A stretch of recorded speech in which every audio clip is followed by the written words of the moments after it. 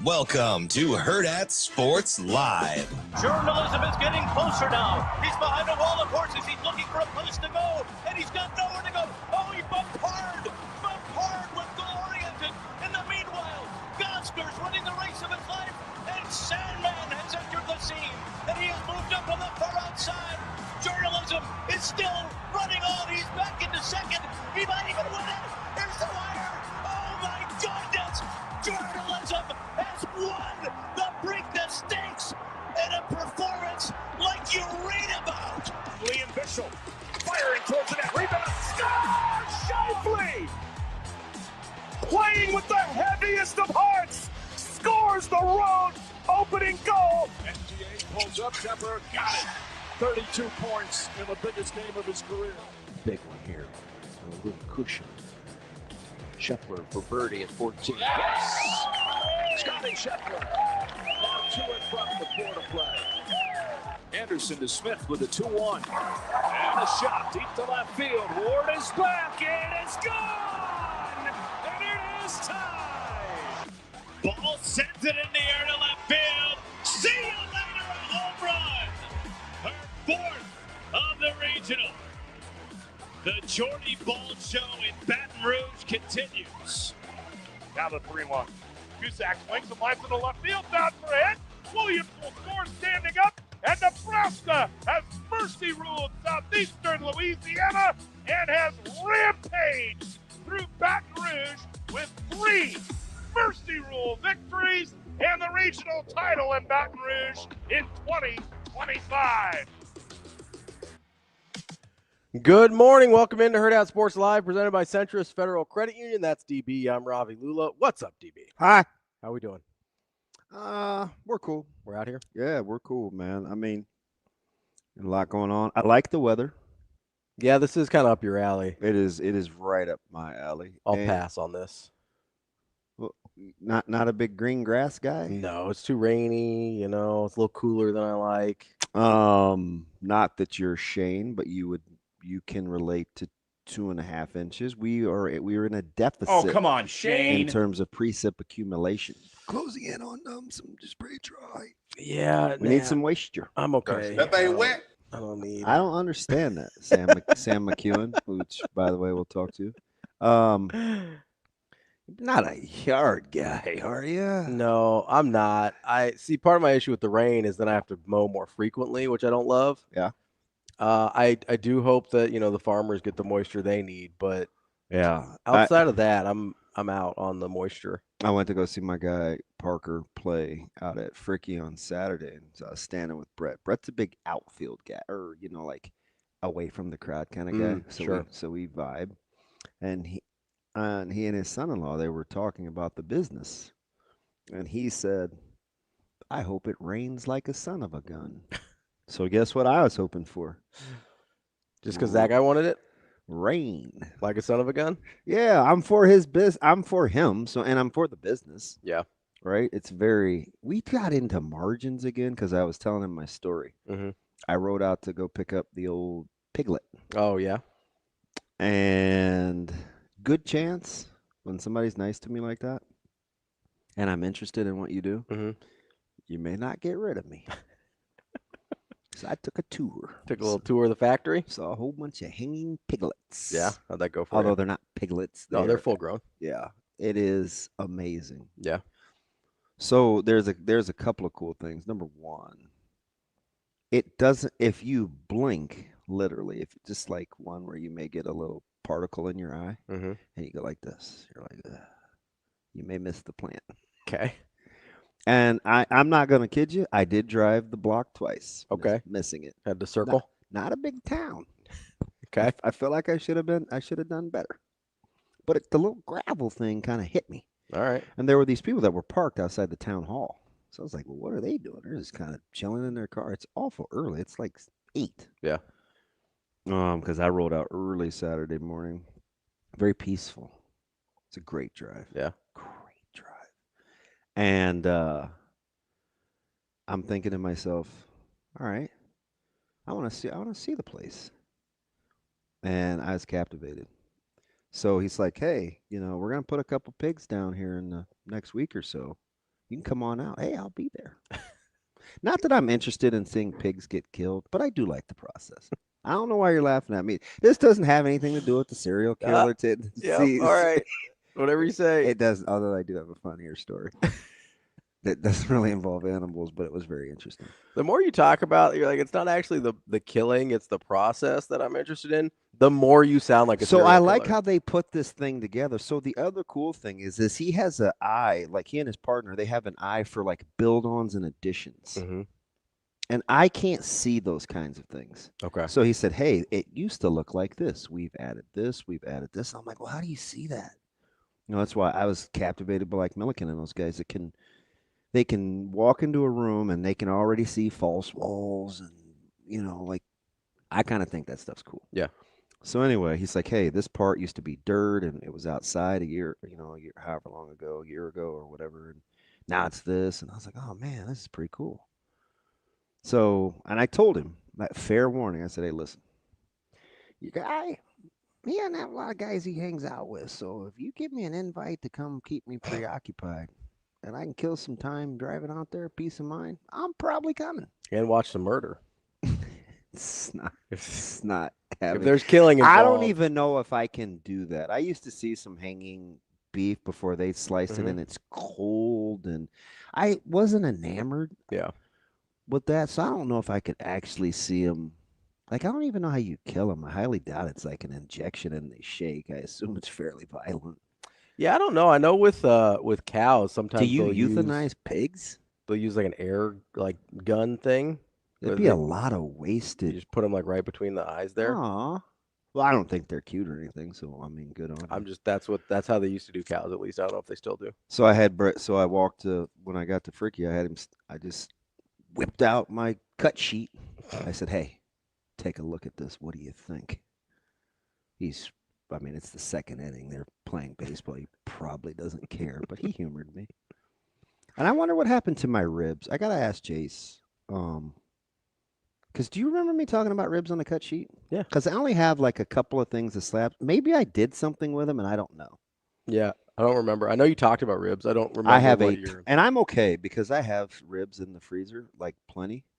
But I know I got a lot of bacon and a lot of sausage. To be fair, it did all sort of sound like Greek to me because I don't know. Your boy had 8 patties yesterday. Yeah. 6. I ate 1 package and 4 pieces of bacon and 3 eggs for breakfast. And I didn't eat again until 5, and I had a steak. That was my day. Everything in between. It's good. Got to get that protein in. Yeah, so I'm going to get this out of the way before we talk to him on Friday. And he finally rallied to do one nice thing. Okay. So your boy screwed up my wings order. Okay. He ate it. He admitted it. So I think he wanted to do something nice and like get me some more wings. But I don't really like wings like that. So I'm like, hey, it's fine. Just meet me in the morning. So it's like I was a little off schedule. I was about 18 minutes behind schedule. I told him I would be there at a certain time. Got a little off track. 18 minutes behind schedule. So he hadn't left yet. He said, hey, just holler at Ducci, whatever. So I was like, all right. I was like, well, I'm still like 6 minutes out. He's like, all right, I'll meet you there. So it was very hard to unpack. He gave me a certain section of the freezer. He's very particular. He was nice enough to help me get the idea of organization, but he wasn't really going to help. He got me the containers to put them on, but that was about as far as he was going to do. And so he had moved a couple of things that were, I thought they were intentional. So he told me to pull up as close as I could to the building. And he's very, he's kind of douchey about it, which was fine though. It's fine. But he thinks it's pretty funny to he went through this whole like locking me in the freezer, keeping the door shut. If he felt like I didn't use the right shelf, I would find it back out of the freezer and on the floor. Like, I think he thought that was cute. Like, you didn't pack this right. So every time I went back out to the car to get another load, what I just packed would be unpacked. I'm like, what are you doing? Yeah, I don't love that. But repeatedly. I'd be pretty annoyed. He's like, here, do you want some gloves? You may stay warmer. We're on defrost here, bud. It's 20 degrees, so you should be good. I'm like, 20 degrees, so I should be good. Yeah, that's pretty cold still. It's way cold. It's pretty cold. So I think he thought that was cute. Yeah. Did you close my trash chute out there when you threw the garbage away? Severs, the garbage door wasn't closed. Do better. I'm like, are you just picking? Like, Probably. I didn't even know it had a door. It was already open. And it's like 19 feet. I can't even see up there. I had to toss the boxes to get them out of there. So that was cool. Yeah. But here's my weird moment. So Saturday night, it was Friday night or Saturday night, whatever night I'm sitting outside, maybe both nights. I have a bug zapper. Uh-oh. Man, and a fatty got caught in there. So it went off a little longer than normal. Okay. Did you go investigate? Yeah. You're like, hey, what did we catch? That's exactly what I wanted to know. And I'm just gonna tell you, it smelled like utter trash. Well, yeah, that's not great. Well, it doesn't normally do that, but I felt like, did you ever see, you saw Green Mile, right? Yeah, yeah. I feel like it was an electrocution going bad. Oh, okay. So it was kind of dragged out and prolonged. And remember how everybody covered their nose? Like, ooh, it smells like burnt flesh. It smelled like burnt bug. That's not great. Yeah, it's hard to shake now. I need something else. You got it kind of burned into your nasal passages? I do. Yeah, that's not good. And I made a little contraption. I taped a toothpick on the end of a fork. Did you get him out of there? And I tapped him down. I was like, "You're not about to stay stuck in these bars. You're in a guts-to-guts situation. You stink." I'm surprised you didn't extract him and examine what's going on. What kind of bug was it? I don't know. I don't like bugs like that. All right. No. Although there's this little dude that his sister plays on Zoe's softball team. I got to ask him his name. He's got these pretty blue eyes, and he has a thing for bugs. Mm-hmm. And, of course, we've made friends. He's probably only 4. Okay. And he finds bugs every game. And 2 games ago, he wanted me to move a rock. So he could because he knew there was some good stuff under there, but that rock was so buried. I'm like, look, man, that ain't happening. And I didn't want to. This is very DB-ish. I didn't want to get my nails dirty.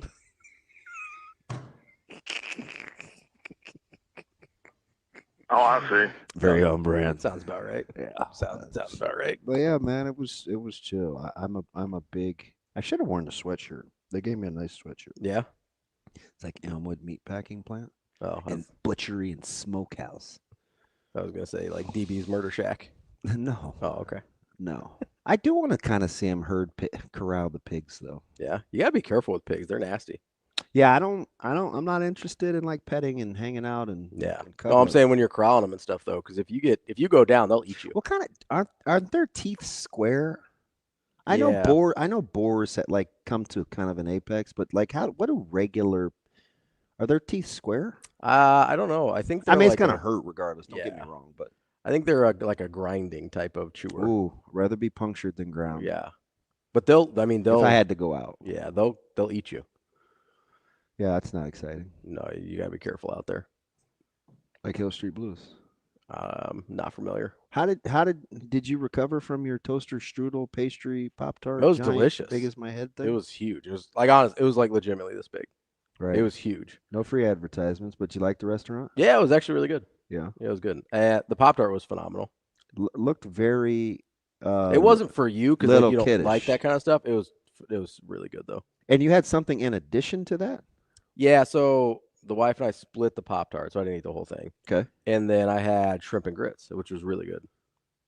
And you said with the grits you called it an au jus. It's not really an au jus, although technically an au jus is liquid that's accompanied with something. Yeah, I just called it I don't know what else to call it. It was no, I'm with you. It was like a sauce, a broth almost, I guess, you know. And you thought it was rendered down fat? I think it's whatever they cooked the andouille in, right? Because the shrimp and grits, and it comes with the andouille sausages. Are you an andouille or an andouille guy? I guess andouille. I didn't know there was an option. Yeah, I don't know. But then they had the shrimp, they had the grits, and then they had a poached egg on top. Oh, I could eat any egg other than poached. Oh, they'll do it anyway. Although I'm not even gonna hold you. I could probably do a poached egg. It would be probably yeah, it'd probably be my favorite. So my least favorite. So for the purposes, it actually works. I don't go poached egg a lot, but that's their normal. You can get it however you want though, and basically because you break the yolk over it and then kind of mix it all in. Sounds fantastic. I want to get into the consistency of the grits, but I don't know if you're a grits connoisseur. So I like grits. I love grits. I probably, based on our conversation off air, I think I like them a little bit thicker than you do, but I'm not a runny grits guy. I just don't want oatmeal. No, it wasn't oatmeal. Okay. But by the time you mixed it in with the jus and then with the jus. The jus. By the time you mixed it in with the jus and the egg, it thinned out a little bit, and it was actually like a really like nice kind of creamy consistency. It was really good. Oh, it sounds delicious. It was. And the andouille was actually really where's good my too. little friend? Do we have her, Shane? My little delish friend? Or no? You're not talking to me this morning. He's still interested in flipping comics today. I don't know if I could be amazing today. That is my little buddy. Are you asleep over there? What's going on, Shane? He's not in. He's not on it today? It's fine. All right. It's fine. I didn't know if he was like reading his comic like he does when he's listening to games or what. No. We're one step closer to the stars. Kissing and drinking out of Lord Stanley's cup. Oh, they're going to win it. I don't know, man. Florida's no joke. I'm hoping for Florida, Dallas. Florida boat races, but I mean, Stars are playing with purpose. Yeah. I wish I would have taken my own advice way back before the season started. They were your long pick. It would have been a nice little fat ticket. Yeah. Fat. My Winnipeg Jets did make it. RIP. Yeah. Pour one out. Take one out. Take your president's trophy with you. Yeah. El Presidente. More worried about Hellebuck than I am the President's Trophy. Another one bites the dust.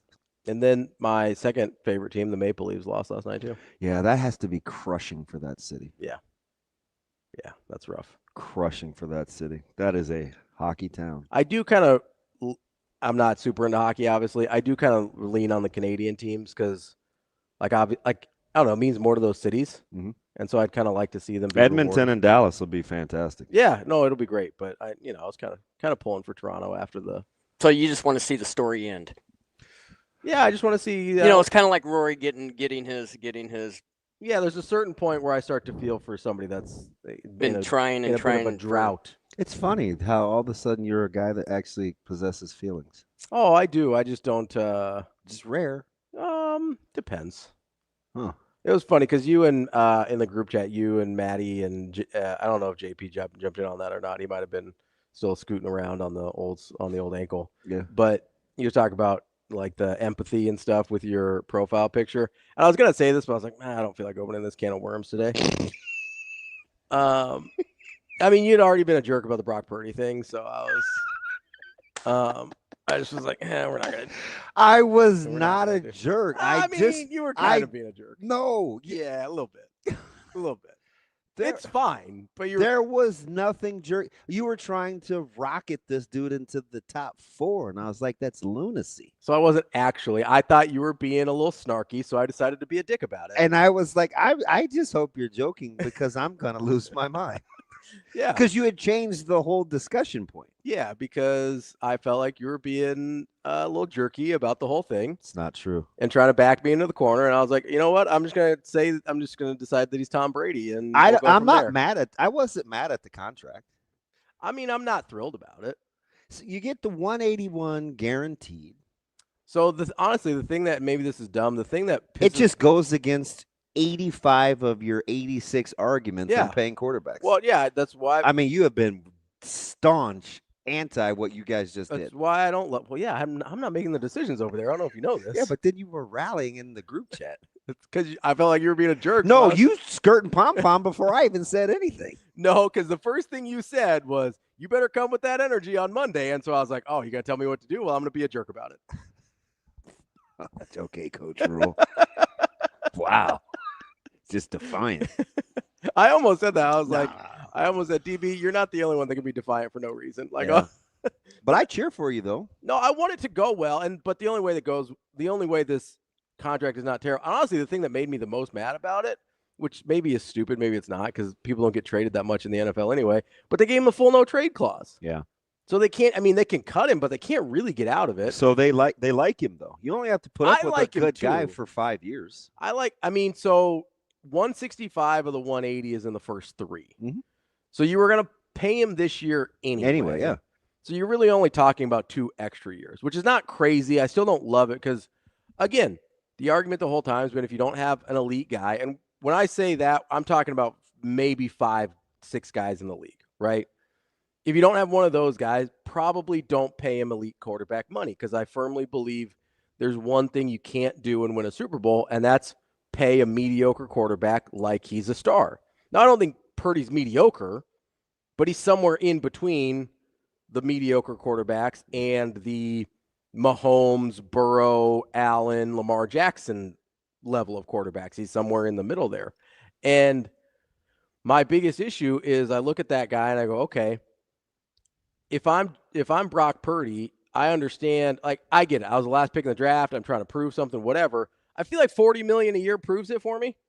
I feel like it proves that hey, I made it. And you maybe also get to keep some of your weapons that made you really effective a couple years ago. And maybe he's that guy anyway, but maybe he's Dak Prescott and Kirk Cousins, which good quarterbacks, probably not good enough to win you a Super Bowl. Yeah. Right? So that's my concern. Wait a minute. He is or isn't? I don't know yet. That's the thing with Purdy. I don't know. Okay. But if he ends up being more Dak and Kirk, then it's a bad contract. If he ends up being closer to Burrow, I think you got to get. I say this a lot. I'm like, I almost told on myself. You got to get the hate out of your heart, right? For because who do you think I'm hating? Because I actually I don't have enough love energy for him to fight this battle. I actually think Dak is way too maligned. I do. I think Dak is pretty good. I don't think he's like the guy you're winning a Super Bowl with. Like, I wouldn't start with him with your clapback. Which, by the way, there's a really cheap drink. It's called clapback. Okay. And it has to be the 2024, 2025 equivalent to Mad Dog. Oh, okay. So gross. Oh. Gotta keep watering the bamboo. For the sake of keeping my winoness to a minimum, it probably depends on the flavor. Yeah, it's called clapback. Go ahead and Google it. It looks very hoodish. So here's why very urbanish. Here's why I started with very cheapish clapback wine. Okay. Here's why I started with. Oh, it's a wine? Apparently. Yeah, it's got to be it's got to be the new version of. And it comes in a big old juice jug. They have one called the Blue Rizzler. Oh, you already know. So the reason I started with Dak is because I'm already assuming Purdy's pretty good, because I do think Purdy's good. I don't know what degree of good he is. He's a what? He is. I saw this a couple months. He is a 67 to 24 guy. Career? Correct. I'm gonna look it up. Hang on. I don't have it on top of my head. Before you tell me, I need a final answer. Anyway, yes, I think he's a 67 to 24 guy. Ooh, you almost. Not? No, you switched the last number, 64-27. Damn it. Yeah, well, you blew it. That's pretty close. Are you good? Are you sure that that's Are you talking to me? Yeah, are you sure that that's not dish soap? Because that clapback looks like dish soap. I mean, you got the orange one there. I want the green apple. You get a lot of orange dish soap, Shano? I do. I know I've never seen orange dish soap. So, are you a Palmolive guy? No. Is it Axe? No. That's body spray. Ajax or whatever it is. Yeah. Thank you. That's what I get. Ajax. It's not Axe. The orange stuff, yes. I got to ask you a question. And by the way, the plumbers, they're coming to my house. I also have the blue stuff, the Dawn. The Rizzler? Yeah. So it looks like dish soap. I gave the plumbers the code to my house this morning. Yeah? Yes. They're extremely funny. I found them on social media. Yeah? Yeah, I was in a crisis year and a half ago on a Friday night, 6 p.m. And my man Nick showed up like a champ. Well, of course he did. He's getting that weekend charges. So we weren't quite to the weekend yet. Anything after 5 on Friday. Which, by the way, what happened to that bad haircut, dude? Is the weekend still making music? Oh, I don't know. Wasn't he always wearing like a mask? Oh, that dude. How do you know he's got a bad haircut? Hey, no, I'm thinking of somebody else. He's the guy that was in the Super Bowl that was like running through the mirrors. Yeah, and he looks like his hair looked like you would build something on the beach with sand, but it would hold like a sandcastle. But it wasn't like with flags and defend the tower castle. But yeah, okay. Like that's the vibe. Like a sand sculpture.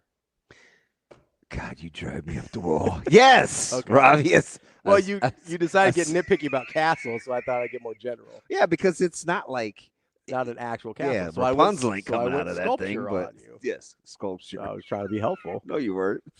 Not a goddamn chance in the world. Rude over It's here. Monday and you're mean spirited, so that's what we're riding with. Yeah. Anyway, the weekend had crazy hair, but so no, it was looks like he's got it a little bit more, a little tightened up a little bit. He's not doing this anymore, I don't think. yeah, that was some trash. Yeah, so we're tightening it up a little bit. Okay, he just went with the low natural. Yeah, looks like a little bit. It wasn't the weekend rates, right? It was Friday night. It's got like a little Rico going on there. And Dan, his partner that I talked to yesterday, Mm-hmm. because he picked up. I felt like I woke him up, but anyway, he was super funny, and I'm like, he goes, yeah, unless you want the weekend rate. No, see you in the morning. Here's the code. Call you tomorrow.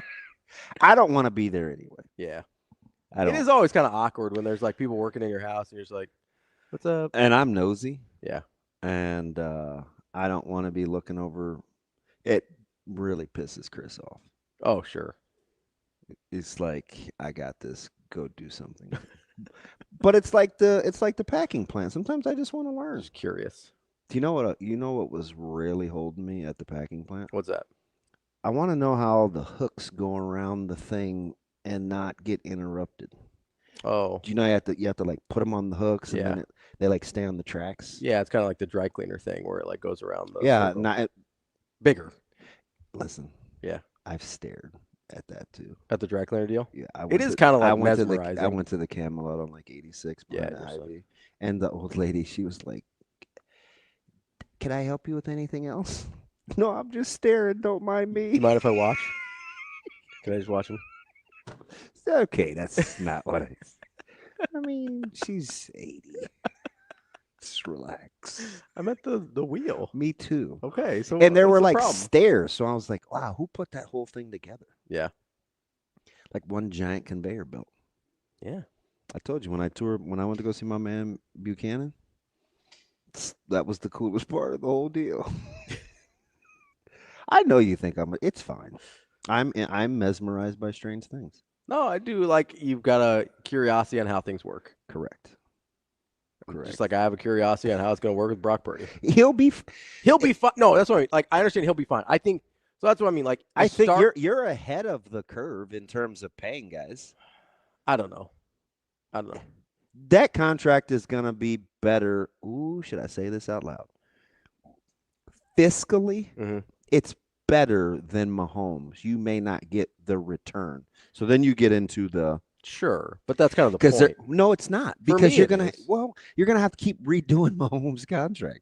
Well, yeah. They restructured it last year. They're gonna have to restructure it this year. You're gonna have to have the cash in the escrow. I mean, But when you have a guy like Mahomes, you just do whatever it takes because he's going to provide the return on investment regardless of what that investment is. Are you sure? Mahomes, yes. Okay. He's probably the only guy in the league I'd say that about. So they have to go back to another Super Bowl. Absolutely. Or two. Yeah. Okay. 100%. But if they don't, it's a so it's pretty lofty. You're just penciling him in playing for the Lombardi. I'm saying that yes, he will make another Super Bowl. Okay. It's hard. I understand that. It's hard. And the teams around him are getting better. They are. But that's my issue with the Purdy contract, right? Is if you're going to pay a guy that much of your salary cap and you're going to let He's a 20%er, right? Basically, yeah. That's fine. But you had to let a bunch of guys go in order to make that happen. You put yourself in this corner where you have to draft unbelievably well. Like you basically have to draft like the Eagles in order to put yourself in a position to play for a Super Bowl. Shane, do you believe that to be the case? With that type of Do you have to draft quarterback like deal. the Eagles? Shane is my draft expert. I don't know if you know this. Patrick Mahomes is the Jimmy Johnson of NASCAR. He'll be around for. Wait, I thought Verstappen won. He'll be Didn't around he win for. this weekend? He'll be around for a long I'm time. sorry? He's That's gonna get F1. He's gonna get more. He's talking NASCAR. He's gonna get more. I thought you said He's gonna get more F1. Super Bowls. No, F1. Oh, Formula One. Okay. See? He's just doing too much. It's Formula One. I can hear. Well, you thought I said something else, so I wanted to clarify. The first time, not the third. Oh, well, you never know. Formula One, DB. Are you special? I heard you. He's not special. Fudge. No, I mean, you got to, like, Purdy has to make another Super Bowl now under this contract. I think you're going to be all right. Maybe. I don't love the way, I liked this year's draft. I thought they did well this year. I thought they plugged little holes on defense. All in on the D-line, huh? Yeah, and they needed it. That was a huge weakness, I thought, this past year. But I have no idea. As much as I like Brock Purdy, which I think is more than most, I have no idea whether or not he can replicate what he did in 2023 without Debo, and I don't know what Ayuk is coming off the injury, and I don't know what Ricky Pearsall is, and I don't know how old George Kittle is going to look, and I don't know if Christian McCaffrey can stay healthy. If, like, that's the difference between Burrow, and although Burrow's had the weapons, but Mahomes and some of these other guys, Josh Allen, who we didn't know who any of his receivers were going to be, and he goes out and wins an MVP, and Lamar Jackson and some guys like that, where the supporting cast gets elevated by the quarterback. It's not the other way around. And I don't know if Purdy's that guy or not yet. I don't. With Nebraska softball, I hate to steal this thunder and prolong this, but I think you need good players, right? There's very few guys in the history of this game that can always elevate everybody else. But the guy that we were arguing about, who I think DeMarinis was, he wasn't caping because that's a negative term, but the guy that he kept trying to remind us of and bring into the forefront was Jalen Hurts. And, of course, you hit him with the Barkley deal, which was completely unnecessary. But because of what the Eagles can do, Saquon was able to do what he can do. But I didn't want to get into the whole chicken and egg and all that conversation. But where do you get guys, where do you put guys that continually get to playing for something of significance without talking about good players they play with? So that's why I brought up the Eagles as the model for drafting. Like, they have drafted so well. Now, most of the time we talk about it on defense, but their offensive line, they've drafted really well also. Well, Kansas City has too, and we keep saying Mahomes polishes turds. I mean, with the wide receivers, that's kind of where we're going with Mahomes is the wide Hey, he's receivers. got one of the most innovative offensive minds in the history of the sport. Nobody likes Andy Reid as much as I do. But we certainly don't connect the two anymore. I mean, Mahomes is Mahomes and Andrew is Andrew. Yeah, at some point we kind of disconnect them, and I don't know if that's it happened awful fast. We at least waited till Bill kicked Tom out before we started to say whose house it was. The Chiefs were just cool. Andy's a GOAT, and so is Mahomes. Yeah, I mean, I don't have a problem with that. It's a little premature. You think so? Yeah. DB out on Mahomes? No. I love Patrick. Yeah. I'm just saying I don't. You seem a little hesitant to anoint him. Because I don't like the inconsistency of the grading. Okay. Big formative versus summative guy. So you think if we put, and I get that they're different people, but if we put Brock Purdy on he's got Kyle Shanahan. So we should give you know that I hate doing that, right? Yeah. What's the first thing I shot down when you wanted to talk about Big Ten quarterbacks the other day? What are we talking about? What's around them? Yeah. I'm like, we can, but you're convoluting the discussion. Sure. In the short term. Yeah. Because we don't have to be right. We're saying who we would take independent of. And I would take Mahomes independent of, I think, everybody else in the league. That's very interesting. I mean, I don't think that's a hot take. No, but you know what I think is funny? What's that? Is coming out when he was drafted, I don't think you would have. No, I think you have taken more of a natural pure. He was a little playgroundy. He was. And he got the whole system label. For sure, because he's coming out of Texas Tech. I would sit here and tell you. That's why I'm saying what he came in with, and I don't know how we turn this into. And what he is now. Yeah, like our thought process different. It took 5 years. And so I can sit here and tell you honestly, and you might be like, well, Robbie, you can't do that. Well, no, I would never. That's how I feel. I would never. kind of do that a lot, actually. I would never. So I can sit here and tell you that. The world is your oyster. Not a big oyster guy. Oh, really? I prefer mussels. At some point, I'd like to get into the difference, but probably not now. I get they're different things, but isn't it roughly? Like if you squint? I mean, they taste different, and the textures are very different. Oysters are like slimy. I've never had them. I don't enjoy Cue your jokes. I've never had a mussel. I don't. Oh, mussels are really good. Yeah. They're much more like seafoody than oysters, in my opinion. Like they taste more like some of the other seafoods that I like. Oh, okay.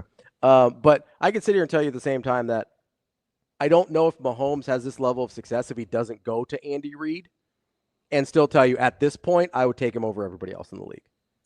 Independent of Andy Reid, right? Okay. So I think those two things can both be true. He needed Andy Reid or someone that could really help him coming into the league.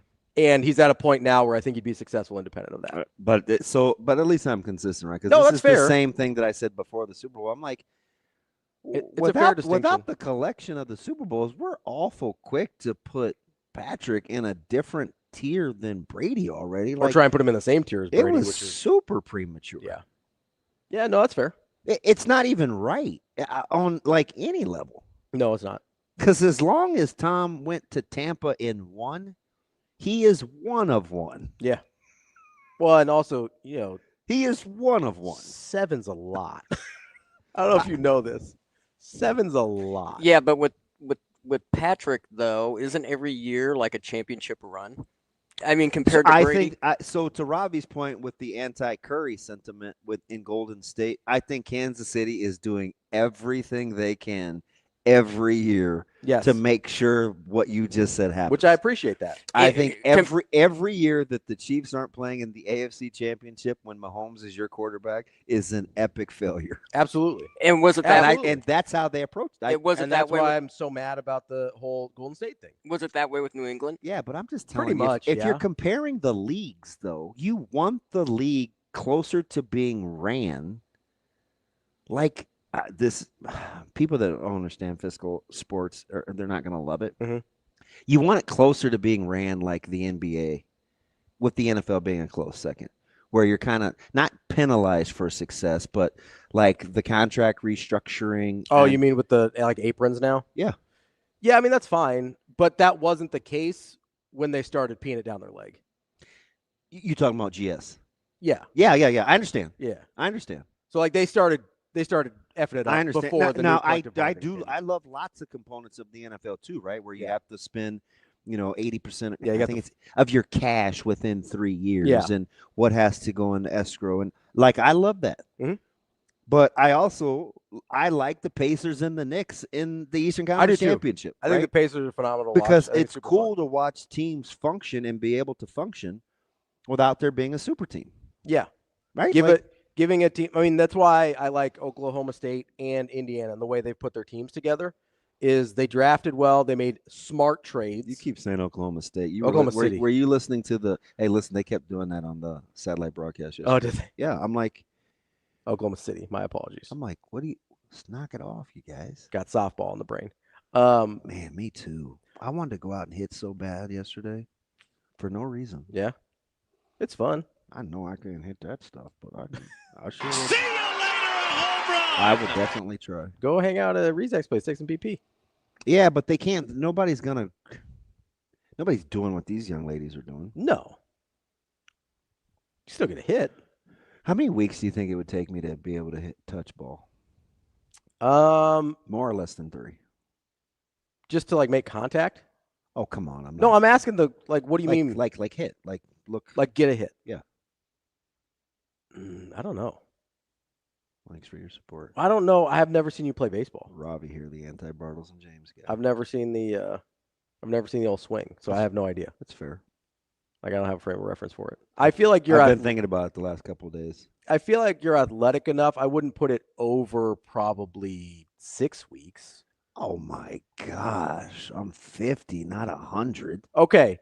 In the grand population of 50-year-olds, it's taken most of them. I'm going to say 99% of 50-year-olds, it's taken forever because they'll never touch. Yeah.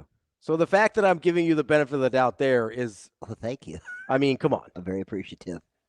Come on. It's a basketball play. Let's move on. Come on. What? Just outings. I'm 50, not 100. Just remember, it's not 1993 anymore. It's 2025. Nobody asked you. Name another 50-year-old you think could touch a D1 softball player, could touch a fastball of a D1 softball player. Oh, I'm sure there's lots. I'm waiting. Darren Erstad. Okay, let's say ones that did not play Major League Baseball. Oh, I don't know. The pool gets smaller. It sure does. Did you hear a mock? Was there a change in tone to mock your radio partner? It was a little bit. I feel like you attacked me for being like, oh, like I wouldn't have put it over 6 weeks. Attacked is a little aggressive. I said, wouldn't take you more than 6 weeks, which I thought was giving you a lot of benefit of the doubt here. Because I'm assuming at some point you'd figure it out. That's the benefit of the doubt I'm giving you. Are we okay? I don't know what that would like be. Is this a Purdy? Or is this remnants of Purdy? Still mad about the Purdy thing. I detected a note of hostility this morning. I would have been nice if you're gonna like pay everybody that. Like if you got an offensive tackle that was less than 45. You are kind of heated. 45 years old. I love Trent Williams, but like that dude's you so were so old. good in the group discussion. Why are you wavering now? Just ride the wave, like Rod. Big Rod Wave guy? I don't even know who that is. Rod Wave? Not surprising. Rod Wave. We're gonna Google Rod Wave. Jeez, man. American rapper and singer. He doesn't look like my cup of tea, if I'm being honest. You'd probably like Rod Wave. Would I? Yeah. He's not like. He's not like a. Is he like a? Now I got to cut you, shoot you up. No, he's not like that. Is he like a mumble rapper? Because I don't like that. No. Like I'm not. He's not a mumble rapper. I don't like the mumble rappers. It's not for me. Hey, I'm tripping. I'm sliding. I'm rocking. No, he's not a mumble rapper. Does he sound like Drake? No. I don't like Drake either. If Shane will take us off audio, I'll play some for you over the break. All right, we'll take a little break here. We got Sam McKewon coming up at 8 o'clock from the Omaha World Herald. Then we're talking to Sean Deveney about a little bit of that NBA playoffs. Got the conference finals now set. That's DB. I'm Ravi Lulla. It's Hurrdat Sports Live.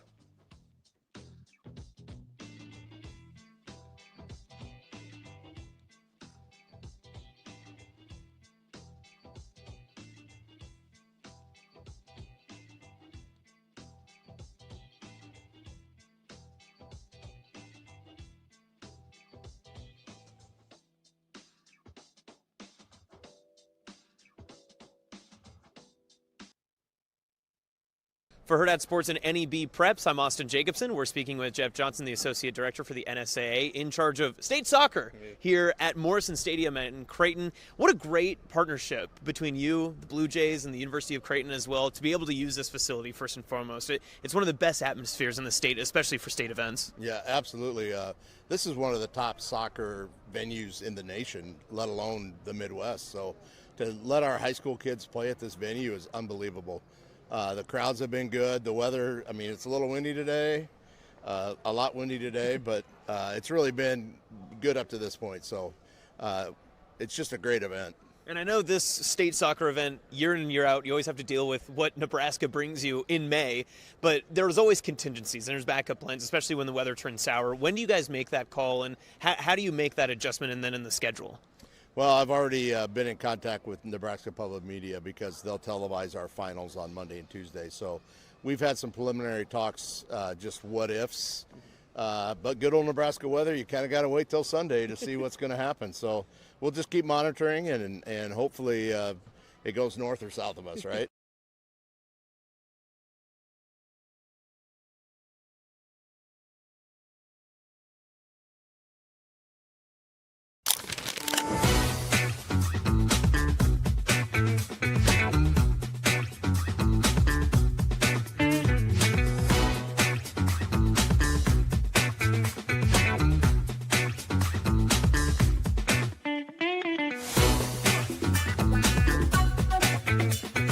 At Centris Federal Credit Union, we understand that the journey of building your own business typically starts with modest beginnings. With a little help from our team of experts and small business loan offerings, you can take your vision and transform it into a more concrete reality. Centris Federal Credit Union. We are where you are.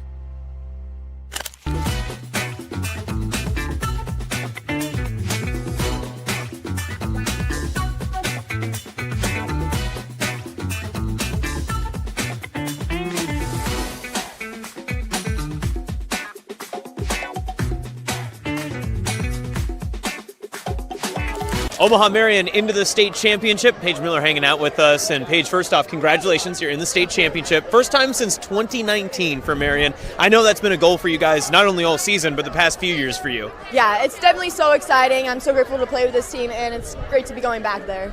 Now, you had to overcome the T-Birds today. They'd handed you 2 losses this season. What was the difference maker in this one, especially when the lights were at their brightest? Yeah, I think we definitely just wanted it more. We really competed, and I thought we just really played our game today. Of course, you're one of the most prolific scorers this season, 28 goals coming into the tournament. You score again today.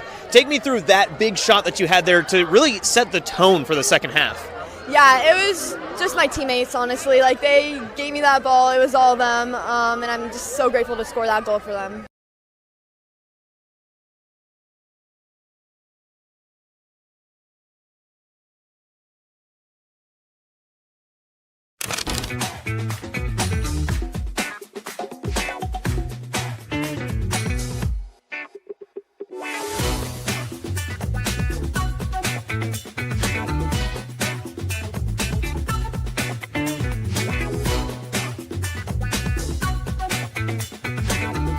Lincoln Pius is into the Class B state championship as Tatum Hymas is now hanging out with us. Tatum, you were the difference maker today. This was a really big defensive struggle. What was the moment that kind of led you to see that opening to be able to make the difference here to score the lone goal in the contest? We talked about it at halftime, like playing wide and playing that through ball, and then I knew my teammate was going to give me the through ball, and she put it perfect. And it felt like there was plenty of maybe frustration building up on both sides. Just the lack of opportunities. How did you guys as a team work your way through that situation, be able to play through and then get this win? We definitely didn't think we were playing our best game, but we knew if we just kept playing our game, then it would come to us.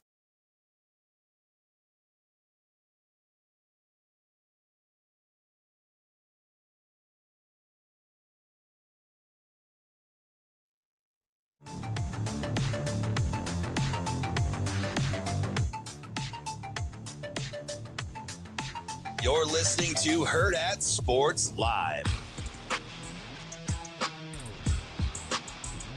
Welcome back here at Hurrdat Sports Live. That's DB. I'm Ravi Lulla here at Hurrdat Sports Bar and Grill, reminding you, make sure you get those seat belts fastened. They prevent injuries and save lives, but only if worn properly. Make it click. This message from the NDOT Highway Safety Office.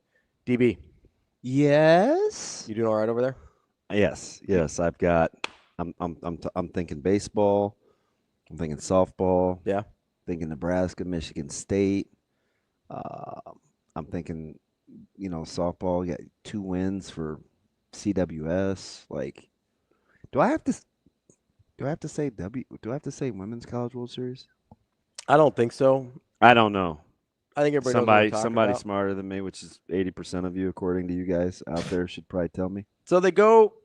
I know when you're officially broadcasting, they want you to differentiate between the men's and women's College World Series. Whoa. My stuff hit the floor. Did you hear that thud? The Rockets, red glare. Oh no. No, I know when you're doing the actual broadcasts or you're on the affiliated networks, they want you to, like if you're on Westwood or whatever, they want you to say men's or women's. I think we can say whatever we want. Yeah. We're talking about softball. It's a College World Series. Yeah. Would you like to guess what our 2 heads have in common today? Going to Bricktown. Blonde hair. No. Oh, okay. I don't know.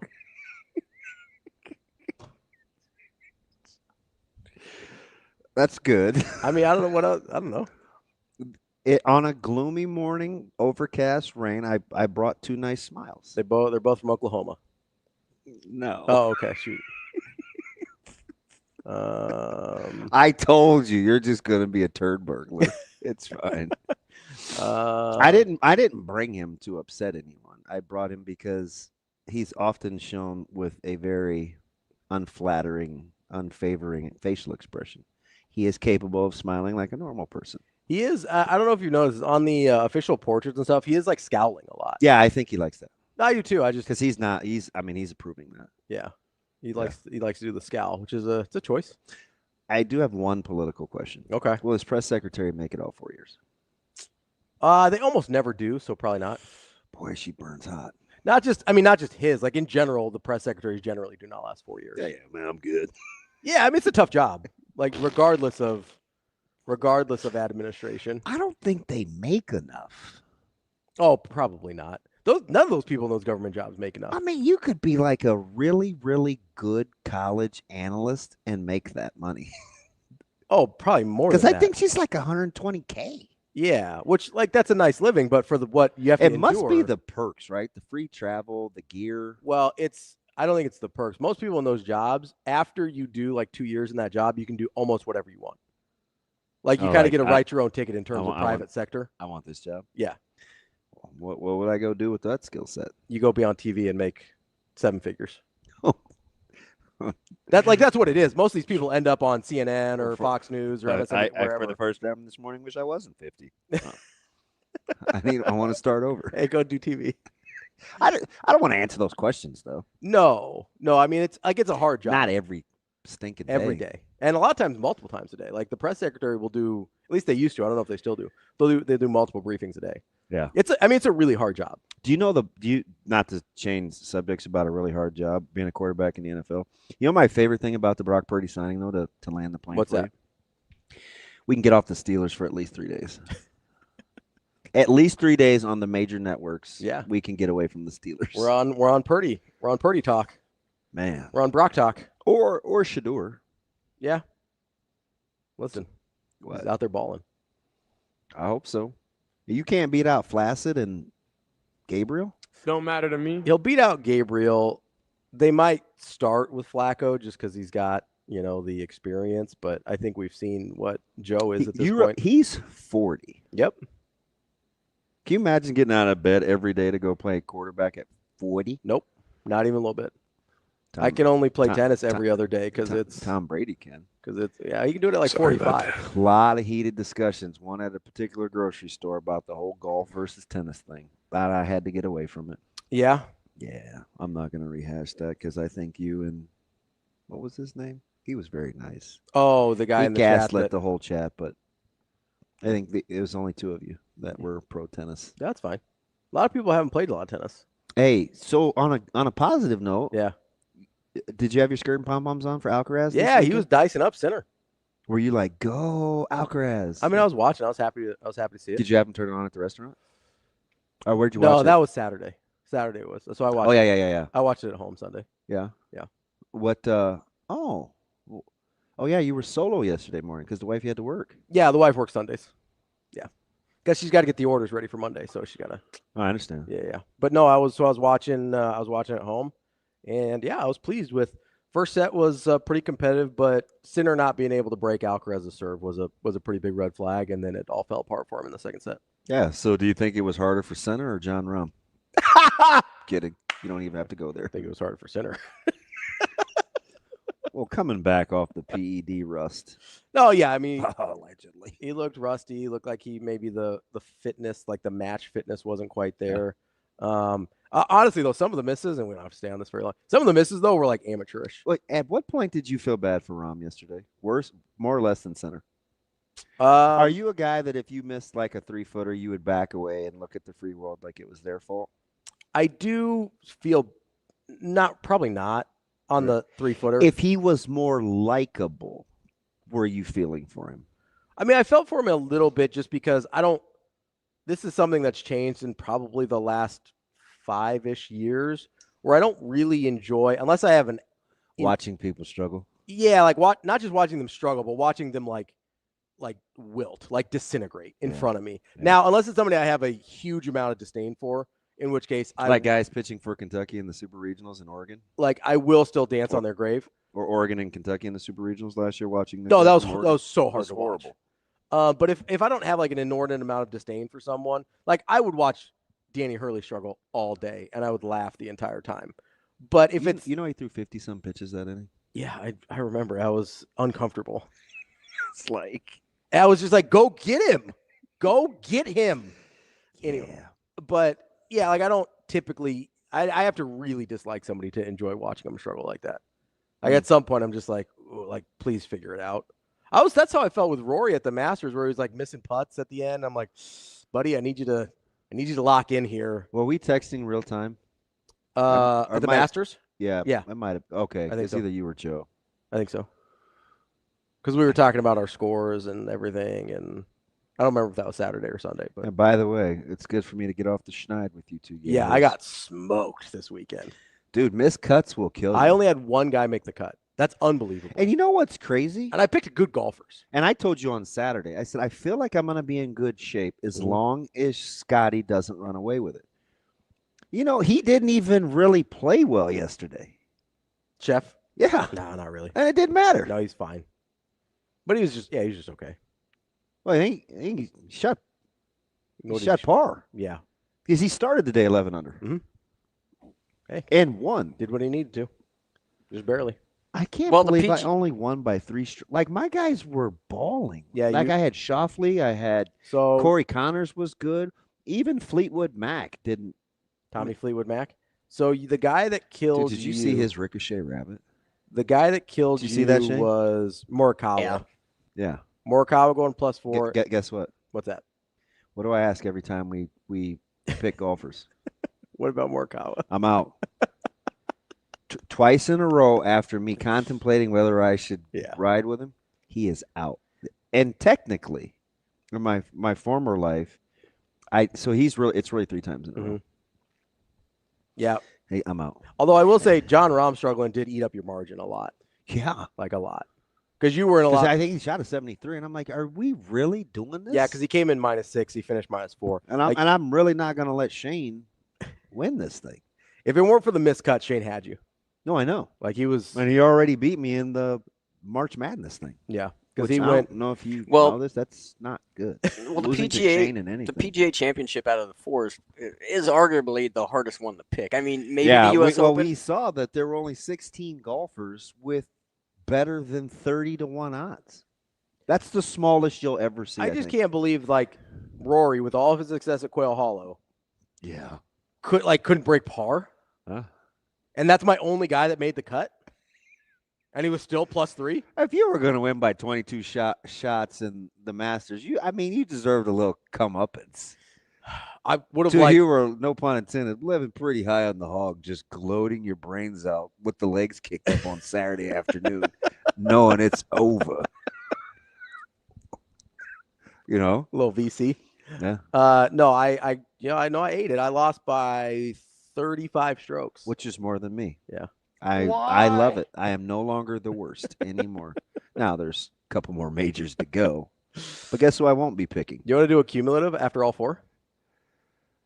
Yeah, why not? I'll see if I can find the sheet from the Masters. Well, I know I lost by 22 strokes. Yeah, I think Shane lost by 24. One he lost by 24, and one he lost by 22. I was last, so it was me. Oh, so I he was must have been 24. Okay, yeah, so I think he was 24 I was and he was 22. dead last. Yeah. Don't think I forgot about that, Shane.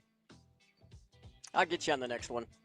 I was mad because there was a while there where I was pushing 30, but over kind of fell back a little bit at the end there. Can't believe it. Oh, my guy Ludwig. Yeah. I'm not going to let you Patrick Mahomes me on this. How about Damon. Batya? Dude. Mixing a Twinkie.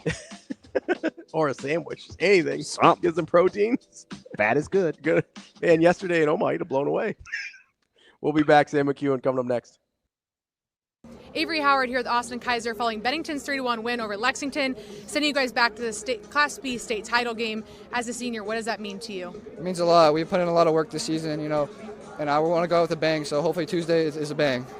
Keegan Happ got things started really early, 3 minutes in. How did that set the tone for today's game for you guys? Yeah, I said it before. I believe in you. I want you to take this kick. He buried it. We knew after that it was going to be a fun game, and we just put our chances in. And you knew it wasn't just going to be a 1-0 game. Lexington tied this game up early, and it was you with the response. 36 goals coming into state, and you made your mark tonight. What's made you so dangerous this season? Just my teammates. We've been playing with them for so long. We got a lot of chemistry. And, we're excited. We're excited to be back, and we're going to go with a bang, like I said. To see a freshman steal this game off for you guys celebrated him pretty hard. What'd that mean to share that moment with him? Oh, it was beautiful. First goal of the season, a screamer. It was beautiful. Yeah. State title game coming this week. What would it mean for you to finally bring a state title back to Bennington? It means a lot. It would be the first one for soccer, so just got to be prepared, locked in. We'll be ready. Yeah, thanks. Congratulations. Thank you.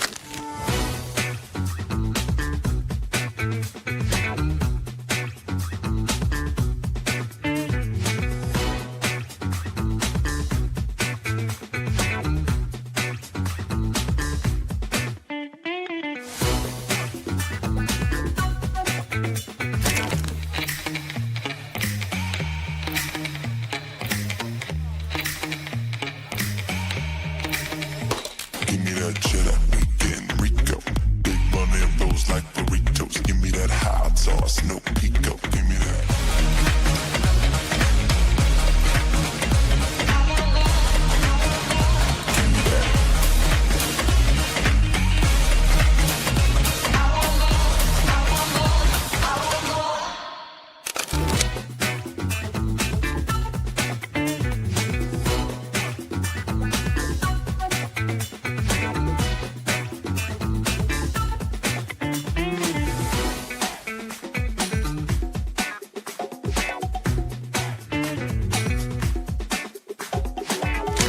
Howard here at David Arcega following a 4-1 victory over Hastings, sending you guys to the title game for the first time in 14 years. The emotion, you can feel it all over. You guys haven't stopped hugging each other. You have a smile on your face. Just what's this all mean to you? I mean, it means a lot to the community because they're all out here supporting us day by day, every game that we had throughout the season. I'm just happy because we've been so passionate about making it back here to see a tournament, and we had a high expectation for this team, and I think we completed that dream, and I think we could go out Tuesday and compete with Bennington. And I'm just so happy for everyone here that's out supporting us, and I have a lot of emotion, and I'm so happy for everyone. Yeah.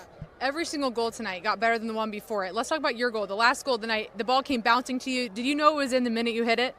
No, I didn't know. I just saw the ball coming to me, and I just one-timed it right in the air. And I thought it was going to go out because it looked like it was going out, but it went top left, and I'm just happy. I was too excited.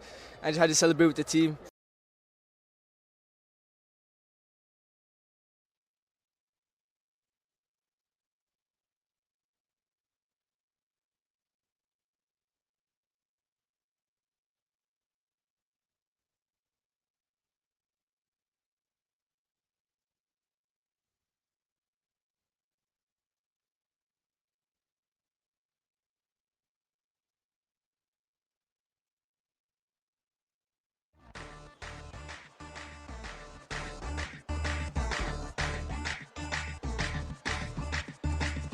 You're listening to Hurrdat Sports Live. Here is the sports editor for the Omaha World Herald, Sam McKewon. That's fine. That's fine. That's fine. Sam McKewon. We're gonna throw the ball, and you just stand back there and throw it where you want to go. That kind of thing. Sam McKewon. Are you guys going? Sure. Now, Sam McKewon. Welcome back, Hurrdat Sports Live, presented by Centrist Federal Credit Union. That's DB. I'm Ravi Lulla. We are joined now by Sam McKewon from the Omaha World Herald. What's up, Sam? Hey, what's going on? Sam, you don't have to make it up to Omaha early because I know you love the weather, and they have moved the soccer finals for A and B. We're going to try to slot it in the middle of the day. Are you going to be off the hook, or were you not going to be in attendance? I was not going to be in attendance. Nick Rubeck, who is a terrific soccer writer. Nick's like my King Olympian sports cover guy. Wrestling, softball, Team Rubeck all the way. Yeah, me too. So Nick will be there. It's going to be a fun day. Obviously, it's going to be a good day. It's going to be a really good day in soccer. So the finals are going to be a lot of fun. You had no rooting interest, but were you excited to see Westside beat Prep? I think it was one of the larger upsets in recent years. That's what everybody they're trying to quantify it, and I'm like, yeah. I need something on par. Yeah, Prep was really good. You'd have to ask Nick what the soccer comparison is. It wasn't like Omaha North beating North South in the first round of the playoffs that one year, but it was. That was a shocker. Mm-hmm. It was. That South team was way good. That was a little bit more surprising, but it was a big deal, certainly. And obviously Westside's had a good program, but this may have been one of Prep's better teams.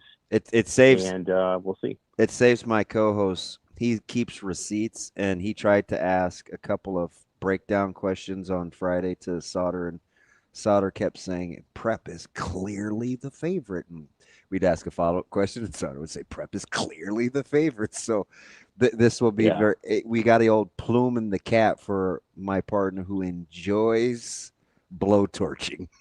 Well, yeah. So anyway, it was the same interview, Sam, where I asked him, where the Alabama offer kind of landed with Jet Tamala. Obviously, that's a really big deal, and Sauter was not having the fact that the Alabama offer might be in a different class than the Iowa State commitment. So just to give you context of what Sauter was on. Not a receipt keeper, though, Sam. We have moved on. I can't wait for next Friday. I mean, if there's ever been a quarterback in Alabama. Go ahead, sorry. Yeah, Alabama offered a number of guys. Like I think they offered 2 or 3. So I think if Jet wants to go to Alabama, he's gonna have to make a decision. Like they'll get one of the guys they offered. But I think Alabama is in a different class. Yes. Well, no offense to Iowa State, but Alabama football, that's a big deal. I love Iowa State, and I'm a big Matt Campbell guy. I've defended that guy a lot, especially when they were struggling a couple years ago. But obviously it's in a different class. And I don't have the history that some of you guys do in terms of just the high school players and all this in the state. But, I mean, this might be the first quarterback in Nebraska high school history to have an Alabama offer. There was a guy that played at Millard South for his freshman year, and then he transferred somewhere else, and then he went to Alabama and played there. Okay. Who was that guy, Damon? Oh, yeah. As a quarterback? Yeah, we only had him here for a year. Okay. Oh, yeah. And I think he did a pit stop in Oklahoma, maybe. Okay. Yeah, he ended up being a 5-star guy. What was his name? He wasn't here very long though. Yeah, it'll come to me before the end of the interview, Sam. Even though I know we have to. You're in a hurry this morning. You know we like to keep you for days. Yeah, right. Do you want to start with Cooper Bateman? That's it. Cooper Bateman? Oh, okay. No. It wasn't Bateman. It was that 2020, 2019? No. It was before that. Are you sure? I'm sure. I'm trying. I think the guy played for him, but man, I can't. Yeah, he was only here as a freshman, and then I think he went to Oklahoma. He did, yeah. So anyway, there was one, but I don't know if that counts. I can't remember his name, and maybe it was 2020. Yeah, it's possible. But by then, Alabama had different quarterbacks. But yeah, it's possible. I don't know. Hey, Sam, how do you feel about Nebraska seeing another volunteer Pickens, and it's not Carl? Oh, you mean Tennessee? Yeah. Yeah, it's gonna be great. It's gonna be terrific. I mean, and they're on ABC. I mean, kudos to Disney or ESPN or whoever for understanding that Nebraska Tennessee is the biggest draw. And they are. Like, there's a lot of people who will want to watch Jordy Bahl. She's the best player in the country. That was obvious this weekend. And I mean, but Pickens is like Senora Smoke, though. Yeah, she's good. I wonder they're a very, very good team, and Nebraska's going to have its hands full. But I'll tell you what, I think Nebraska can do it, and I think they have a great chance of winning down there and going to the College World Series, where they would almost certainly play. Well, that place is going to be raucous. Mm-hmm. No, I think it'll be a lot of fun. So this is really silly, but just having watched this team for so long and kind of knowing how they're built, you know what I think it's going to come down to? They're going to have to pick it fairly clean. I think, because if they have a little bit of a bugaboo, it would be on the defensive metrics. That's just me, but I don't know how Tennessee's going to play. But I'm trying to figure out, do I need to ask AI what the equivalent to throwing 77, 78 from 46 feet would be? And at 60 feet, 6 inches, or do we already know that? I don't know, Sam. No, it's triple digits. It's got to be, I don't know, 104, maybe 103, 104, something like that. So 70 goes to 90. So 80 would be 100. No, not necessarily. I'd say it's not quite, but so I'm working on it. All right. Anyway, hey, Sam. Gosh, now that led me to another question. How would you like to be Paul Skeen stuck in Pittsburgh? No, I'm not going to say that. Like mid-hundreds. That's what I'm saying. Yeah, like 104, 106. DB, let's go. Sam, I'm not touching that. I'm just saying. Like the old, it's like, remember Damon will remember this, the old fast pitch leagues. Oh, yeah. In the 90s. Yeah. Around Omaha. And obviously, those guys were legit. So like, oh, yeah. So like Pencor and like, yeah, and slow pitch was incredible too. So, like Omaha used to be basically one of the great softball hubs of America. Dude, how do you think Nolan Saylor's got to be so good? Like, his dad is in the Softball Hall of Fame. Right. So, yeah, I Nick mean, could 77 rake. miles an hour is really something. You get to the point where you're pitching so fast that the ball's almost unhittable. So, yeah, I mean, Nebraska has its hands full. That's for sure. It's going to be a hard regional, but they've beaten Tennessee once already this year. They can do it. They can win 2 in Knoxville, and I give them a great chance. You have the best player in the country on your team, and where she goes, the team that goes with her can win a lot. Player of the year or no? Oh, I think so. Yeah, me too. I think so. But you know what? I don't know what coaches will do. I don't know. They may look at what happened in Big Ten play, or they may not. They may discount the Big Ten, and they may, I mean, you start doing stuff like playing games with numbers, and you're like, well, they didn't play UCLA and Oregon in the regular season. I mean, you can do that stuff all day, and it's I mean, that's what the sport has almost become. It's. Well, it's I just heard that about Creighton baseball with no quad 1 opponents. And I'm like, that's a 2-bid league. Guys, the Big East is a 2-bid league this year. Knock it off. Sometimes you wonder, like, if sometimes it feels like we try so hard on the analytics stuff that you can almost get lost in it. Creighton belongs in the NCAA tournament. That's to me, that's a no-brainer, but they may not make it. And that would be unfortunate if they're not able to. But if they win their league tournament, they're automatically in, and I think they should be in anyway. We're talking about a team that just don't lose to St. John's. Not make it. Huh? Just don't lose to St. John's. Well, right. Well, I don't know. You don't think? I feel.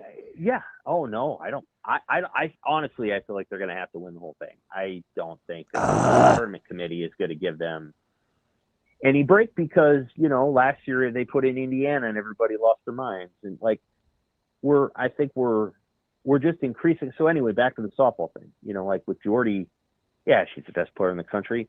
Could somebody conjure up some stats that figure it out some other way? And they can, but nobody's doing what she's doing and doing it for a team that, again, she has propelled them. I mean, that's a good team that's around her. It's not Texas or Oklahoma, she really has lifted them up another level. So we'll see what happens with that award. I certainly hope she gets that. And I think most people think she deserves it.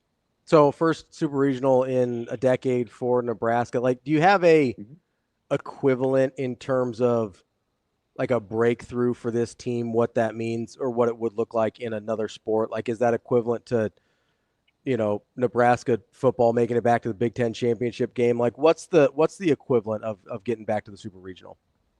The baseball team doing it. Okay. Yeah. The baseball team doing that. I think that would be a hell of an achievement too. I think, but let's be clear that even though the baseball team has played in the CWS in the last 25 years, so have the women.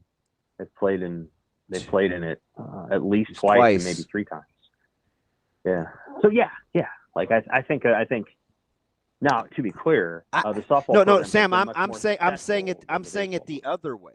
I'm saying I don't know if baseball would be the equivalent.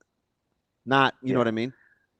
Yeah, I think it would be a big deal if the baseball team did that. I think people around here would get really energized. And one year it'll happen. It'll probably be a year we don't expect. On the flip side of the coin, Jordy Bahl, we expected this. So once she got to this team and she was healthy, the expectation was, go to a regional, win it, get to the super regional. And then I think, I think they're going to win it. So I think they're going to go to the College World Series this year. Imagine if Jordy doesn't get hurt year one. They would have really been able to ride her momentum. Well, yeah. I mean, last year they would have been probably better. And I'm not trying to knock anybody on this current team, but obviously they had an incredible, Andrews last year. But it doesn't make any difference. She got hurt last year. The reality is she's playing now. She's got great hitters all around her. They've done an incredible job of hitting home runs. Obviously, she's a big part of that with 22 or whatever she has. I think they're going to the College World Series, and it's going to be an incredible story.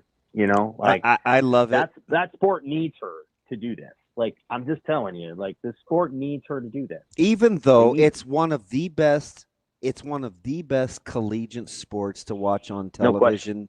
It is fantastic, right? We've been doing this for however many years. We go on the road and we be watching AAU basketball. We go back to the rooms or to the lobbies. We're watching college softball.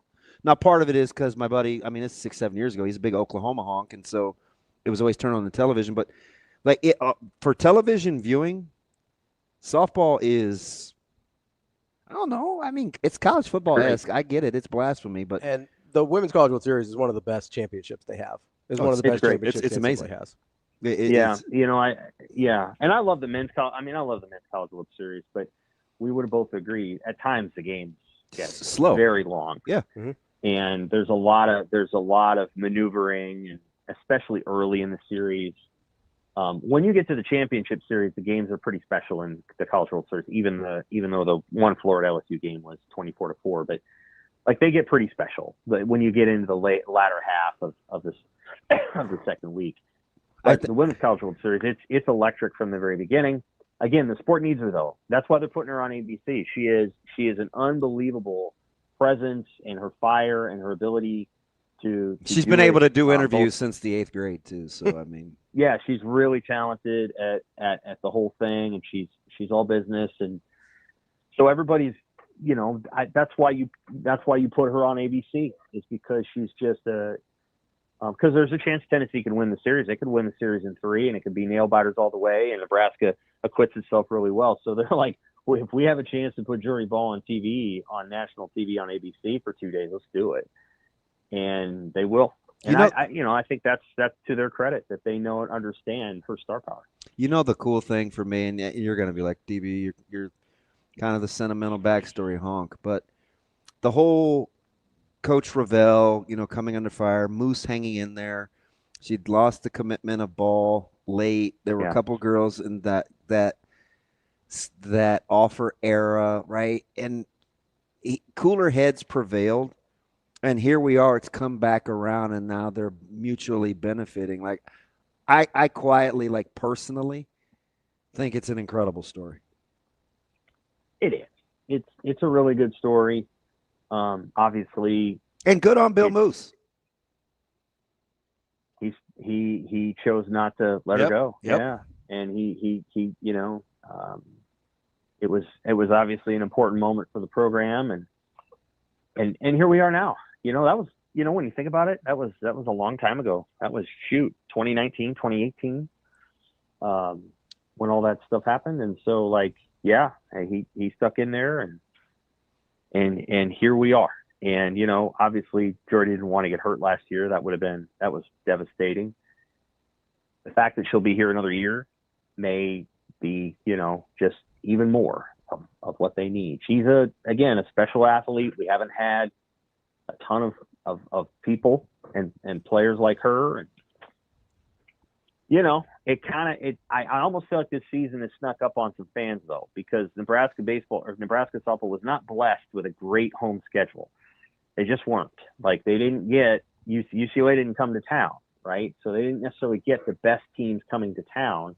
Next year they probably will. They'll get an Oregon or a UCLA. And so I think, you know, they were beating some teams out there at the park so badly that I feel like people are now coming around to, oh man, this is special. So you're going to see this thing really take off this week.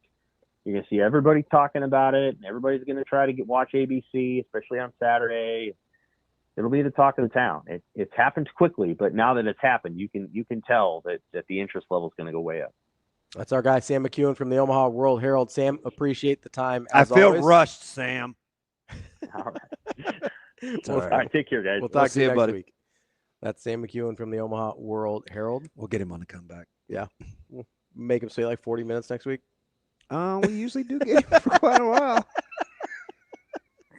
Yeah, I want to know whose voice Sam did. He sounded like old staunch No, that was college base or Hall of Famer baseball guy. That was the Well Actually boys. He Well Actually'd me. Well, didn't it sound like some college or Hall of Fame voter? Actually, they haven't played any Q1 games, and if you look at the statistics, dude, I don't know how Creighton doesn't have any Q1 games. Yeah, yeah. I mean, that is incredible. So they are up to 50 in the RPI as of this morning. So that's a positive. Yeah, that helps. Because what did was it Kyle we talked to that said if they get to about 50 in the RPI, he likes their chances. Yeah. So how is it not a 2-bid league though? Am I honking for the Big East? Somebody put out a mock yesterday, I think, because DeMarinis retweeted it that had 3 teams in from the Big East. Yeah, it's a 2. Like I don't even know if that's debatable. It shouldn't. Like, I watch the sport. It shouldn't be. It shouldn't be debatable. Here's the problem though, is you get this a lot. I think with the NCAA basketball committee now, you get it a lot. Certainly with baseball because it's even harder to watch and there's a ton of teams. Is a lot of you don't see everybody. Like that's the real issue is you don't see everybody. You don't know that Creighton's actually good. You don't know that some of these other teams. That's why they rely so heavily on these power conferences when it's March Madness and they're about to go on the selection committee because they rely on the metrics so heavily and they're like, well, I've seen this team and I know they can beat X, Y, and Z. It's like, yeah, but they're not good, right? Like and they had their opportunities. Like I will die on the hill that if you have your opportunities to prove you're good enough and you've over and over again proven you're not, then that was your playoff. You're out. Sorry. Like the one that kills me is, and I think it's because St. Mary's got left out this year. I don't even care about St. Mary's. You mad? But are you mad? The Trae Young team, Are you mad? A little, yeah. Is the Trae Young Oklahoma team. They finished like 18-14. They had. You've never forgiven Oklahoma for having bad records and getting into teams all the time. Wow. And they go over and over and over again. Arizona's done it a bunch. Indiana's had a few of them where they just you're in the teens for wins. Most of those teams haven't played well since November or December once you got into conference play. So you've had 3 months to watch this team suck. And you're like, yeah, I think we're still going to put them in. 3 months to watch them do what? To suck. And then you just watch St. Mary's go like 28-4 over the course of a season. And because Gonzaga's in their league, they don't get to go dancing? That's stupid. Would you rather be Nebraska softball seeing Pickens or Nebraska baseball seeing JD? I'd rather be Nebraska softball because I think they're just better. Fudge, man. They got a tough one. He can flat out shove. Yeah. Nebraska softball is just better than Nebraska baseball is. I think they only threw 80 pitches on Thursday. So I would rather – also, we talked about this, like what one player has the most impact on a sport. Like softball pitcher, if you're hitting 2 and you're Jordy Bahl like that, I know there's not a lot of those. You don't think it's hyperbole? I don't think. I mean, I don't want you to be prisoner of the moment. No, I think that's the only. We have seen some and I get it. You're not a softball honk. I'm not a hockey honk either, and I said goalie. So, but we have seen some spectacular. You know who's really good with softball? Who? T. Mose. Oh, sure, because the Oklahoma guy. So we probably. Surprise! Like we're going back to the boys being in like 5th, 6th grade. Yeah. Where this dude, hey man, locked in. Let's turn on softball. Yeah, the reason I want to be careful is because I know that there's not hardly any Jordy Bahls out there. So to have that impact on offense and defense, I get is you want the crazy thing is what's that? She hadn't been hitting since high school. Yeah, because Oklahoma didn't let her hit, right? No. And I asked on the pod, and I asked her if she missed it. Yeah, this was almost 3 years ago. Yeah. And she was just like, I'm just going to do what's asked of me and pitching is hard enough. So, because this was going into her freshman year at Oklahoma. Mm-hmm. She said, pitching is hard enough at this level. And she basically was just like, I'm just trying to get in where I fit in. She just deferred to their expertise but yeah, there's not, she went 5 for 5 with 4 dingers over the weekend. You know how dumb that is? The second to last one, I just laughed. I was like, come on. But that, and so I understand that there's not very many of those. It's much easier for more hockey goalies to go on a heater. But if you do have a Jordy Bahl type where she can, you pitch almost you have seen every day. Softball's done it. Yeah. Softball. Yeah, there's been some. We've seen Fernandez. We've seen Mendoza. We've seen Jenny Fent. We've seen like these phenoms just close the door the minute they toe the rubber, or people you just don't want to pitch to. Yeah. But 6 of the top 10 seeds losing in softball, wild. I thought it's aggressive, unbelievable. Yeah, because Liberty knocked off A&M. That was the biggest one. Yeah, because right? A&M was undefeated, and then it went down to the wire. Did you finish Did you watch? Yeah, the 14-11. Yeah. Like, I was drunk. Yeah, it was. So were those Southeast. You start going to the bully in softball, and it's like that's why I wanted Nebraska to get if they could develop a 1B. Yeah. But I still think I want them to be able to pick it a little cleaner though, because it's gonna show up. Those Southeast versus LSU games were kind of drunk too. Yeah. They were something else. Oh yeah. Yeah, for sure. So they got out there as well. It was it was a fun weekend to watch the regionals out there. We'll start Big Ten baseball tomorrow with Nebraska, Michigan State as the late game right there at 6. Want to be a baller. Shot caller. 20-inch rims. 20-inch, 20 home runs. Oh. 20 home run club. Can you right. work that into the lyrics? Want to be a baller, shot caller, 2020 club, aim for the holler. Oh, I could probably get it. There you go. Do it her way. Nailed it. I feel a note of sarcasm. No, you got it. I don't feel encouraged. You should be encouraged. Oh, no. It's like you can't even do that right. Like, what's so hard about being nice? Well, now that you're in my head, I'm going to sound. Because it's all in my head. Hashtag fail. That did not sound encouraging. Oh, hey, great, Timmy. Nice. Oh, no. Nice shot. Oh, no. He was hilarious. He did the podcast Friday with us here. Cam. Man, dude is a trip. Yeah. We stayed and chopped it up after. Yeah. It's a funny dude. Oh, no. Good morning again. Let's take a quick break here. We'll come back here. That's DB. I'm Ravi. Lulla. It's Hurrdat Sports Live.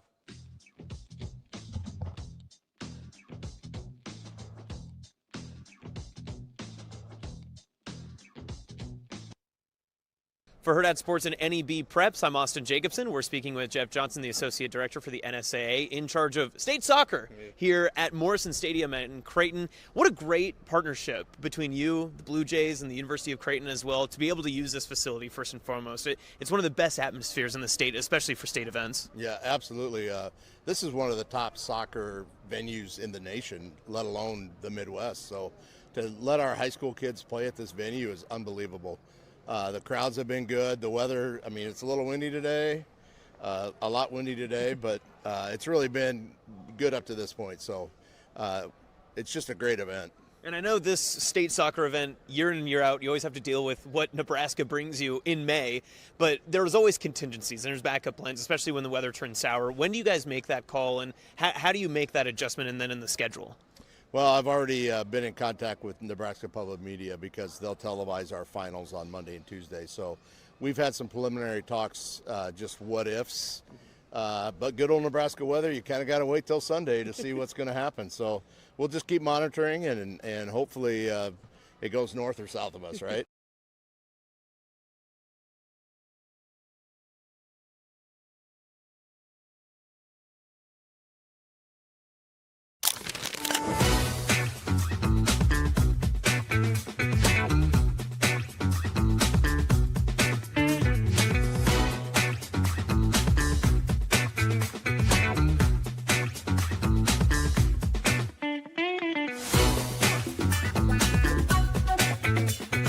At Centris Federal Credit Union, we understand that the journey of building your own business typically starts with modest beginnings. With a little help from our team of experts and small business loan offerings, you can take your vision and transform it into a more concrete reality. Centris Federal Credit Union. We are where you are.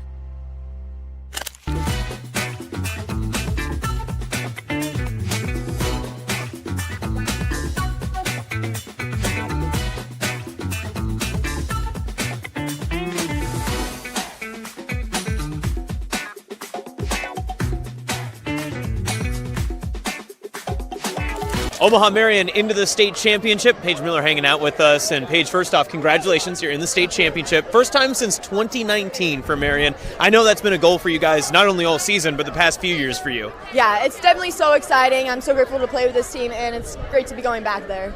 Now, you had to overcome the T-Birds today. They'd handed you 2 losses this season. What was the difference maker in this one, especially when the lights were at their brightest? Yeah, I think we definitely just wanted it more. We really competed, and I thought we just really played our game today. Of course, you're one of the most prolific scorers this season, 28 goals coming into the tournament. You score again today. Take me through that big shot that you had there to really set the tone for the second half. Yeah, it was just my teammates, honestly. Like, they gave me that ball. It was all them, and I'm just so grateful to score that goal for them.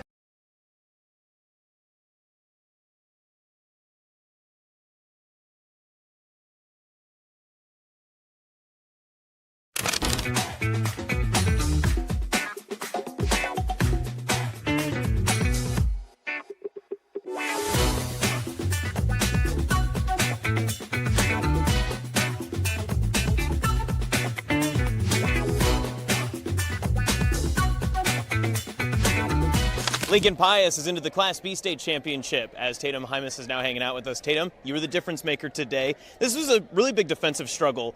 What was the moment that kind of led you to see that opening to be able to make the difference here to score the lone goal in the contest? We talked about it at halftime, like playing wide and playing that through ball, and then I knew my teammate was going to give me the through ball, and she put it perfect. And it felt like there was plenty of maybe frustration building up on both sides.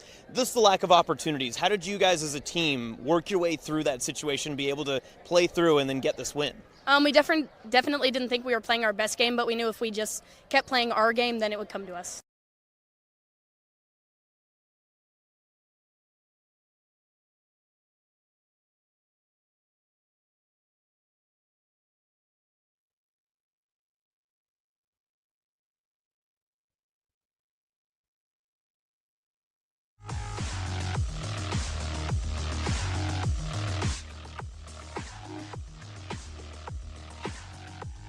You're listening to Hurrdat Sports Live.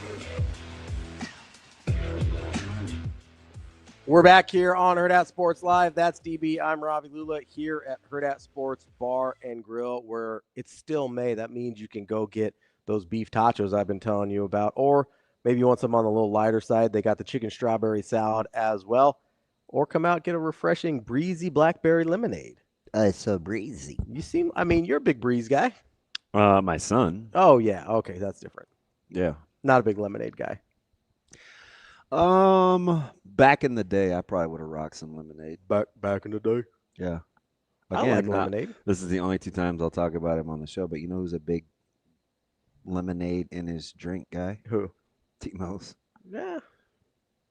When he gets away from his dirty beer. I like T-Mose. That's my guy. Yeah, we haven't hung out in a while. I know. Me either. I like to stay out of trouble. How many? What's the capacity? Trouble? No. I'm probably going to find my way to a bar, though. Yeah. How many? What's the capacity at Sherry Parker Lee Stadium? Can be more than what? 2,400 maybe? 2,500? 2,000? Those softball complexes don't hold a ton. That's why you see people sitting in like public parks. Jack says the tickets are hard to come by. Sherry Parker Lee Stadium. Yeah, give me Sherry. I'm going to guess 2,200. 2,240. 22,000. Okay. Give me another one. Wait, why are you're discouraging my vote? What's the number? Was I high or low? I'm not going to tell you. I'm not going to give you hints. I'm going to say you looked away. I said them too fast, so I had to be close. I'll go. You couldn't decide which one I was looking away. Yeah, because I said 18. I'm gonna go 2,300. 2,200 is the first one you said. Oh, damn it! Yeah, that's why I looked away so fast. Because I go, that damn DB. Yeah, Jack's trying to get tickets. I wonder how far is he from Knoxville? I don't know. I don't know exactly where he's at. Good morning, JR. Well, now where's he been? Oh, no, he's a little late today. No, Eli, the Red Sox should not get rid of Alex Cora. What are we talking about? I don't know. It's not his fault the bullpen sucks. Yeah, they do rot. They've blown like 12 saves. I think they've blown the most in Major League It is. Baseball. It is the most Major League Baseball. Yeah. I think it might even be bigger than 12. It was 12 last time I looked. I don't think they blew any saves this weekend. I wanted to make a joke so bad, but it's so inappropriate. We did have the Ravi walk-off, even though he just doesn't want to play anything but DH now, apparently. And guess what? Like, the Dodgers can't beat anybody else in their city. Yeah. That's 3 in a row. Yeah. So, I get that they've been 500 for the last 5. Listen, Eli. You guys don't get me started on the Red Sox here. No, he wasn't here for your meltdown the other day. And it wasn't even necessary. I'm just waiting for a green jersey to be sitting up there on the table. I did like the Fenway jerseys they came out with. It's kind of like a dustier green, not that bright color. I've green. seen some poor baseball uniforms this year. Yeah. I'm not a big. I don't like the city ones or whatever, the City Connect ones. By the way, that's what they call them in the this NBA, is college, but I was watching UCLA Northwestern with Vers. Yeah. Those UCLA all blues with the gold trim. I was like, they look like pajamas, but I might rock those. They kind of look sick though. I really liked the Creighton pinstripes too. No, those are sharp. Those are nice. They rock some baby blues too that I like. Their apparel, pretty good, is legit. You know what I really want them to do? Which, by the way, I'm texting Nick right now. Maybe I'm getting out there too much a little bit. I mean, we're out here, right? Can we get? Maybe I'm asking too much. Can I get a baby blue with a dark blue pinstripe for a Creighton uni? Oh, I don't know. That'd be filthy. Hey, by the way, did you see what you wonks did at Tallahassee? What's that? How thought Carolina was going to be able to rally, man. No. But you know what? Seeing FSU win games like 4-3, 5-4 is kind of weird. Yeah. But I'm telling you. It's encouraging, though. Carolina can pitch it. Yeah. It's encouraging for Florida State because they had some leakiness in the pitching staff after Jamie Arnold last year. Yeah. But you got 2 legitimate aces. The bullpen's getting better. Bullpen's getting, because that was when we asked Aaron Fitt, that was his bugaboo with the Carolina is holding this offense down. They got a chance. Then they took the lead 3-2, and I was like, yes. Seaman holes are just going to do this darn thing. Seminoles. Seminoles. It's a pronunciation issue there, DB. Sounds like a whole issue. It's a tribe in they originated in Florida. I don't know if you remember. There's a thing called the Trail of Tears. They ended up in Oklahoma. Freaking bats. Not an ideal time for our native friends. Andrew Jackson, kind of a dick. You good? Pardon? Was Andrew Jackson or Andrew Johnson did the Trail of Tears? I think it was Andrew Jackson. Yeah, it was Andrew Jackson. Oh, I got him on a $20 bill. Kind of a dick. Okay, so just real quick here. Eli, they've been 500 for the last 5 years because the front office hasn't spent any money and they shipped away all their good players. Alex Cora. He's just going to keep pushing your buttons. So here's the thing. Why is Eli doing this? I was mad about this with Bud Black last week when he got fired from the Rockies. Oh, yeah, that was a mini meltdown. That didn't even happen on air. That was just our own. Was that off air? Yeah, that was. Oh, yeah, that was random. It's so dumb. Baseball managers have the least amount of impact on what happens on the field of any coach. Oh, so we're gonna blame Alex Cora for the fact that the front office didn't want to spend any money for half a decade after they won a World Series in 2018. They're like, nah, we're cool. And they wanted to trade away Mookie Betts. And then they're like, no, but let's pay all these guys that suck. And now we can't pay Mookie Betts. And then, Xander Bogaerts, you can go. And we're going to just pay Chris Sale to rehab for 3 years and then ship him off to win a Cy Young in Atlanta. And, hey, Nathan Eovaldi, you're the only guy that's been able to stay healthy, but we're not going to pay you at all. And we still got to pay David Price, I think, for another century. How's he doing with the Rangers? Have we checked? I don't know this year, but he's been pretty good. Yeah, he has, actually. And yes, I understand they've spent money this year, Eli, but they still haven't called up their 2 best players in Roman Anthony and Marcelo Meyer. I understand that Christian Campbell's up, which I appreciate. Well, I don't think they want to start their clock either. Yeah, I would like them to start winning, though. So, clock be damned. Start winning baseball games. Figure it out. Apparently, money doesn't solve everything. It does if you spend it, Shane. Oh, well, I mean. Yeah, the Dodgers only won a World Series last year. But they've lost 3 in a row, so that's not a good example. But so have the Fathers, so that's good. Really? It's not a good example? They won the World Series last year. I don't They're feel like still I'm in going to first- say much right this They're morning. still in first place in the division, despite the fact that half their teams on the injured list. I mean, I just feel like you're just being on the offensive. Because they're just like, oh, let's roll out a different all-star. Yeah. Listen, I'm not mad at you for spending the money. I'm mad because the Red Sox won't. I mean, I would love the Red Sox to act like the Dodgers do. That'd be terrific. It's not 2024 anymore. It's 2025. how'd you like to be Skeens, though? That'd be terrific. He's pretty good at baseball. They won't spend any money. Yeah, no, he's gone as soon as that clock is up, he is gone. I mean, he lost another gem yesterday. Yeah, it was his first complete game of his career, and he lost, giving up one run. Yeah. Just one. Just weird. 3 hits, right? 3 hits, 1 run. 70% of the time he takes the bump, it's a quality start. Yeah, that dude's unbelievable. And that's pretty good. That's not bad. The Pirates are bad. I think Eli's trying to help you out now. But I am with my man. Again, I'm rocking with Husker Dominator this morning.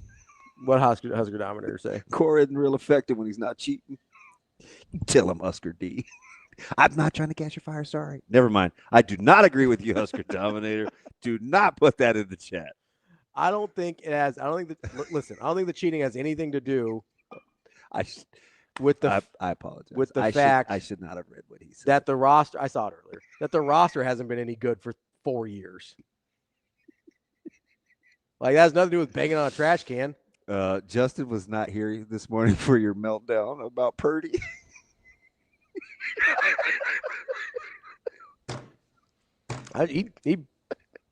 That's my dude. Take it easy. Listen, he's at an inflection point in his career. Hey, I'm tripping. He can either go down the Dak Prescott path, which is a very good quarterback that probably isn't good enough to win you a Super Bowl, or he can go down the Joe Burrow path, which is a very good quarterback that probably is good enough to win you a Super Bowl. Those results, I genuinely think he could go either way right now. Yeah. But until I know, I don't feel great about the $56 million a year.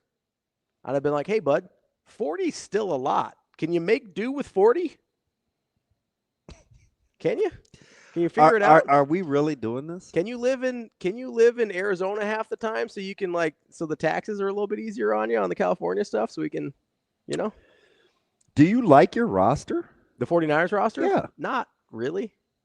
Why? It's fine. Well, because most of the guys that I'm counting on defense, I haven't seen do it before. I don't know.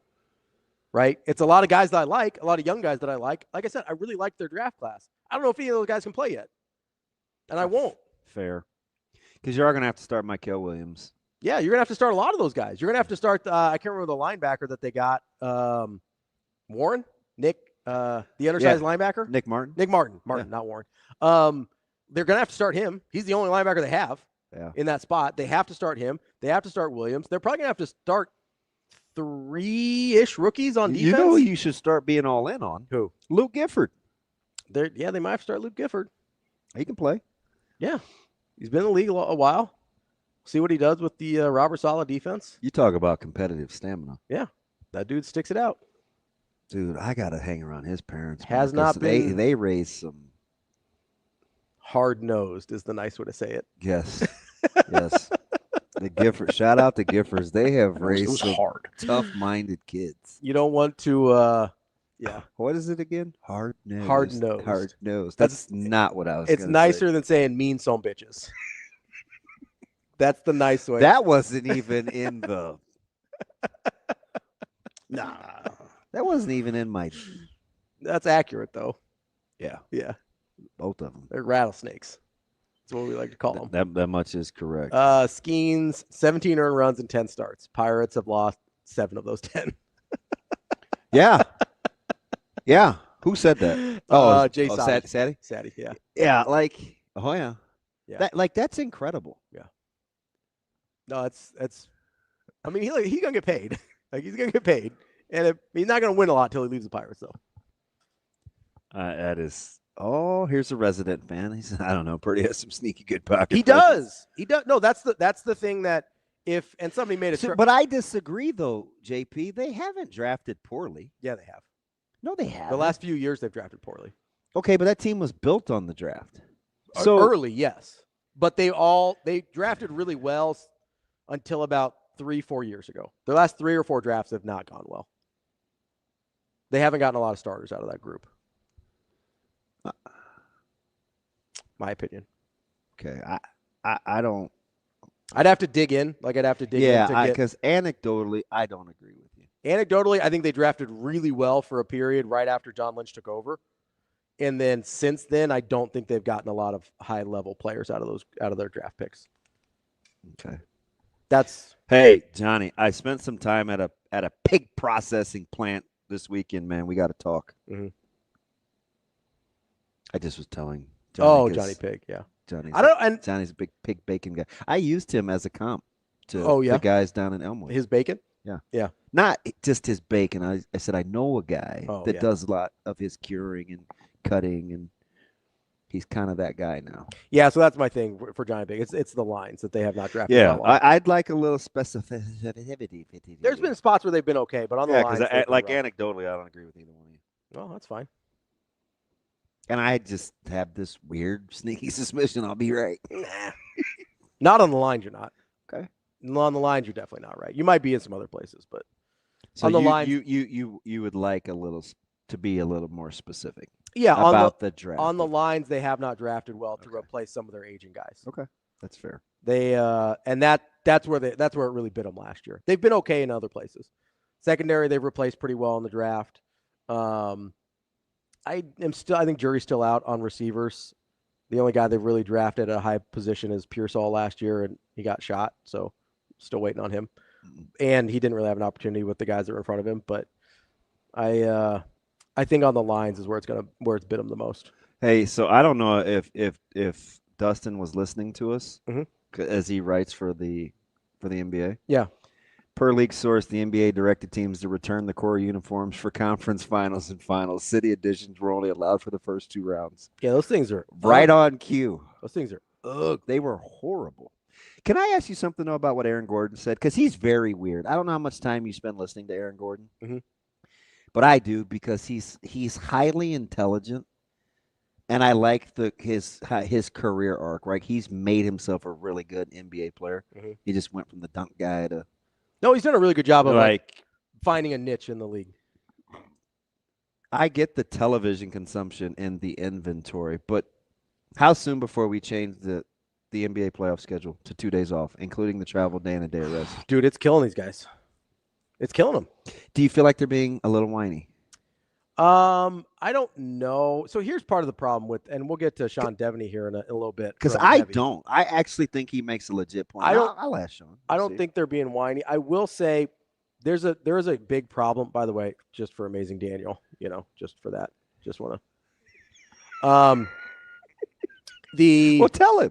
Amazing Daniel, I understand the Cherokee were also part of the Trail of Tears. So were the Seminoles. Just look it up. There's this amazing machine called Amazing Daniel. Do not be offended. He has talked to everyone like that this morning. It's a Google machine. It's incredible. I'm 50. I'm not 100. I'll give you 6 weeks. You're not touching 109 ever, though.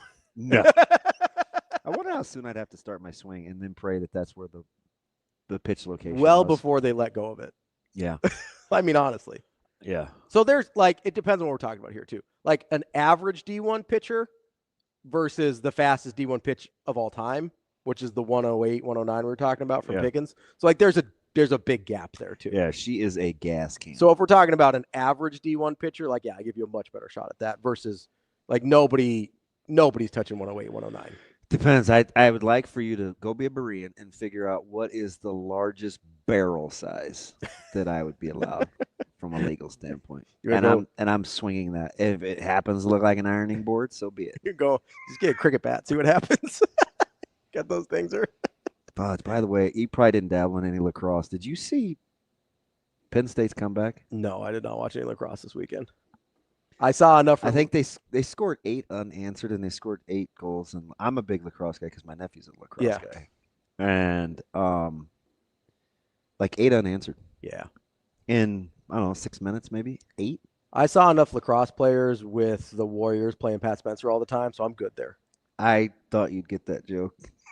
That was arguably one of the funniest, most obscure, uncalled for meltdowns in our mini career together. You just picked on a random in a blowout in a series that they weren't going to win anyway, and you crucified the lacrosse guy. That's because he played 1 year of college basketball at Northwestern, and the Warriors are like, yeah, you should play crunch time playoff minutes because we have screwed our roster so badly that you're the next best option. Why are all of my team's front offices just morons? Because it's hard being a fan. No, it's not that hard. Like, it's not that hard to be like, hey, maybe we should get basketball players, not lacrosse players. You have an unnatural. Maybe. No, wait. What did Kat say? You having an unnatural allegiance to losers is not like you. Outside of me and Shane. You have way more of an allegiance to losers than I do. Well, in like your personal life. Let's not critique my associates. They aren't losers. Some of them are. And two of them you happen to have gravitated towards. Yeah, they're not. Tyler and Ryan. I know. But you hang out with a lot of people there. So I'm like, I don't know about them, DB. First of all, I don't hang out with anybody. I hang out at processing plants. You text a lot of people. I'm like, I don't know about them, DB. I don't know. Brett's real. Brett seems all right. No, he's the people that I don't know him that well. Now, I actually hang out with Brett. Yeah, I think the people you actually hang out with are okay, but you text with a lot of losers. Yeah. Shout out to them. Yeah, but they're like, wait, is he talking about me? No, don't worry about it, guys. It's none of you. Well, it's not T-Mac. No, T-Mac's cool. Yeah. I don't really know T-Mac. He's a funny dude. Yeah, he seems all right. A little bit of a philosopher. Yeah. But he's a funny dude. He likes to parent, man. He loves his family. Yeah. Ooh. Yeah, I would not mess with that dude's kids. I'm like 50-50 on mine. Just depends on the day. Wow, tough crowd. Yeah. I guess you're back to first segment, Ravi. What'd I do? That didn't take long. No, it's fine. You acted normal for a second. Yeah, you guys got me all gassed up about the Red Sox. It wasn't me. You guys. It was Justin. Yeah, got me all. No, it was Eli. Eli got me all gassed up. Asked if we should fire Alex Cora. I don't understand in baseball, like, what manager is doing better with the Rockies? You know what I mean? Like, that's no. Justin did get you mad with the St. Mary's deal.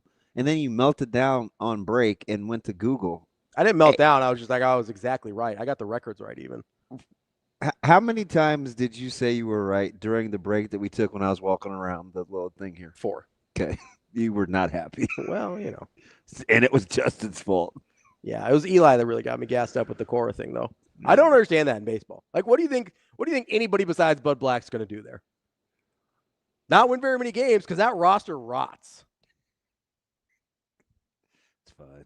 And again, Ravi, the Dodgers have lost 3 in a row. And this isn't even functional, like, suctitude, because they've already lost so much the last few years. They can't get better than the 10th pick this year. You're 5 games out in second place. You've blown a league-leading number of saves. You're going to be okay. No, it's not like it's magically going to fix that. You know better than anybody. You can go get a back-end arm.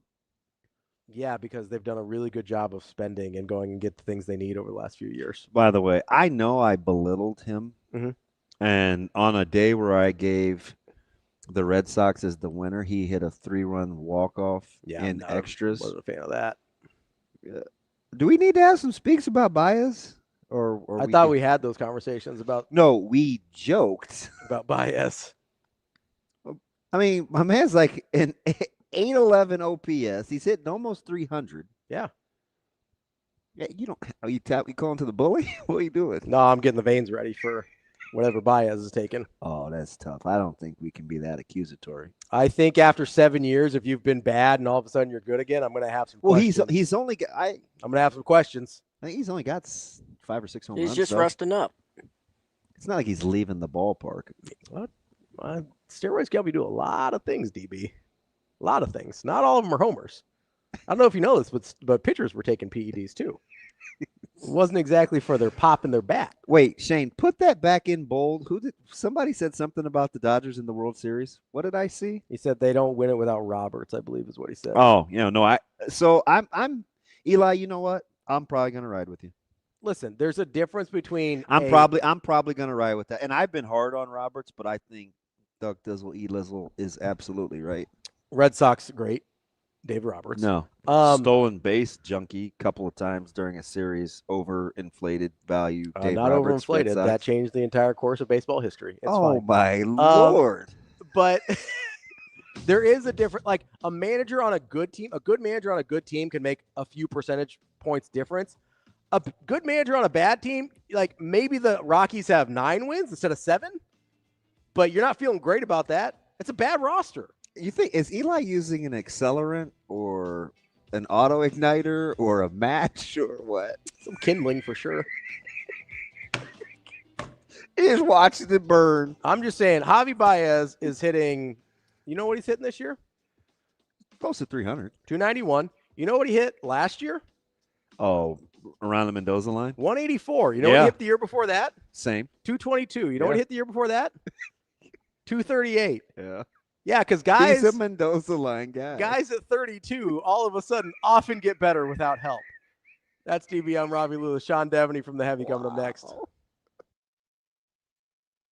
For Hurrdat Sports and NEB Preps, I'm Austin Jacobson. We're speaking with Jeff Johnson, the Associate Director for the NSAA, in charge of state soccer here at Morrison Stadium in Creighton. What a great partnership between you, the Blue Jays, and the University of Creighton as well, to be able to use this facility first and foremost. It's one of the best atmospheres in the state, especially for state events. Yeah, absolutely. This is one of the top soccer venues in the nation, let alone the Midwest. So to let our high school kids play at this venue is unbelievable. The crowds have been good. The weather, I mean, it's a little windy today, a lot windy today, but it's really been good up to this point. So it's just a great event. And I know this state soccer event, year in and year out, you always have to deal with what Nebraska brings you in May, but there's always contingencies and there's backup plans, especially when the weather turns sour. When do you guys make that call, and how do you make that adjustment and then in the schedule? Well, I've already been in contact with Nebraska Public Media because they'll televise our finals on Monday and Tuesday. So we've had some preliminary talks, just what ifs. But good old Nebraska weather, you kind of got to wait till Sunday to see what's going to happen. So we'll just keep monitoring and hopefully it goes north or south of us, right?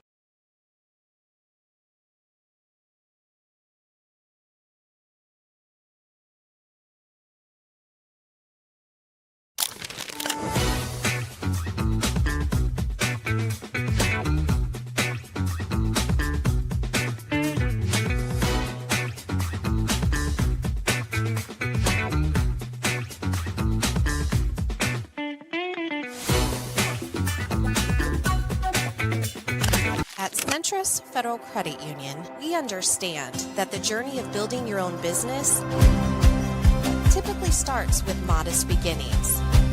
With a little help from our team of experts and small business loan offerings, you can take your vision and transform it into a more concrete reality. Centris Federal Credit Union. We are where you are.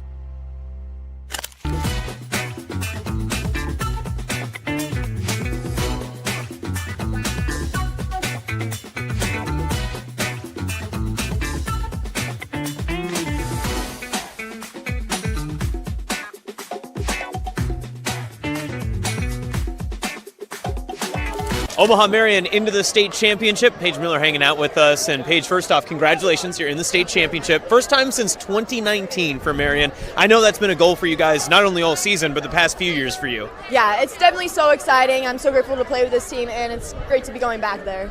Now, you had to overcome the T-Birds today. They'd handed you 2 losses this season. What was the difference maker in this one, especially when the lights were at their brightest? Yeah, I think we definitely just wanted it more. We really competed, and I thought we just really played our game today. Of course, you're one of the most prolific scorers this season, 28 goals coming into the tournament. You score again today. Take me through that big shot that you had there to really set the tone for the second half. Yeah, it was just my teammates, honestly. Like, they gave me that ball. It was all them, and I'm just so grateful to score that goal for them.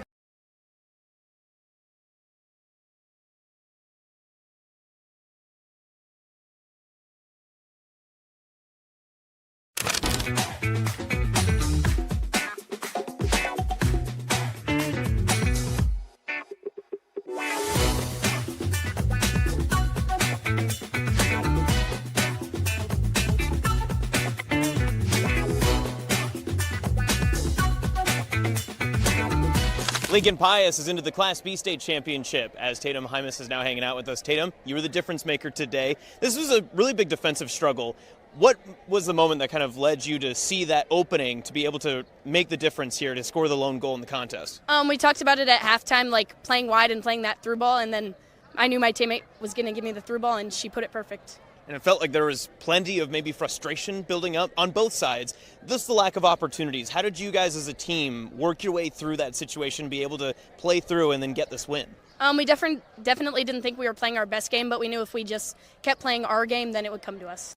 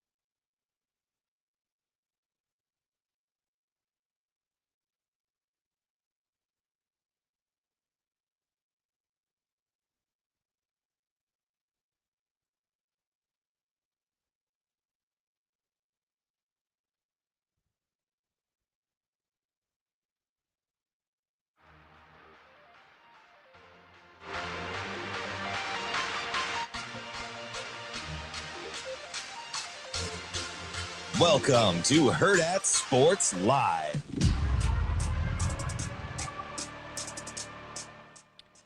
We're back here on Hurrdat Sports Live, presented by Centris Federal Credit Union. That's DB. I'm Ravi Lulla here at Hurrdat Sports Bar and Grill. We're joined now by Sean Deveney. He's an NBA insider for Heavy.com. Sean, how are you this morning? I'm doing well. How are you guys? We are good. So right on cue, we were joking this morning in the first hour at 7. We were joking about uniforms and how bad the city uniforms are. And apparently everybody missed the memo. Those things were supposed to have been put on the shelf. Yeah. Well, they are on the shelf now, I guess. So I think Aaron Gordon is fascinating. I think anybody that takes the podium for the Nuggets is fascinating, and it's been like this for a couple of years, whether it was half the season Murray, indifferent Jokic, crazy Porter. Don't forget about Mike Malone going nuts all the time. No, it's Gordon. But I actually like him just because of the evolution of his game. So that's one thing. But the other is the NBA will probably immediately do something about the schedule, right? Given what's happened with some of the injury situations and rest. Like, we're typically overreactive in this business with scheduling. Well, you think the TV will accommodate 2 days of full rest? Yeah, I think it's got to.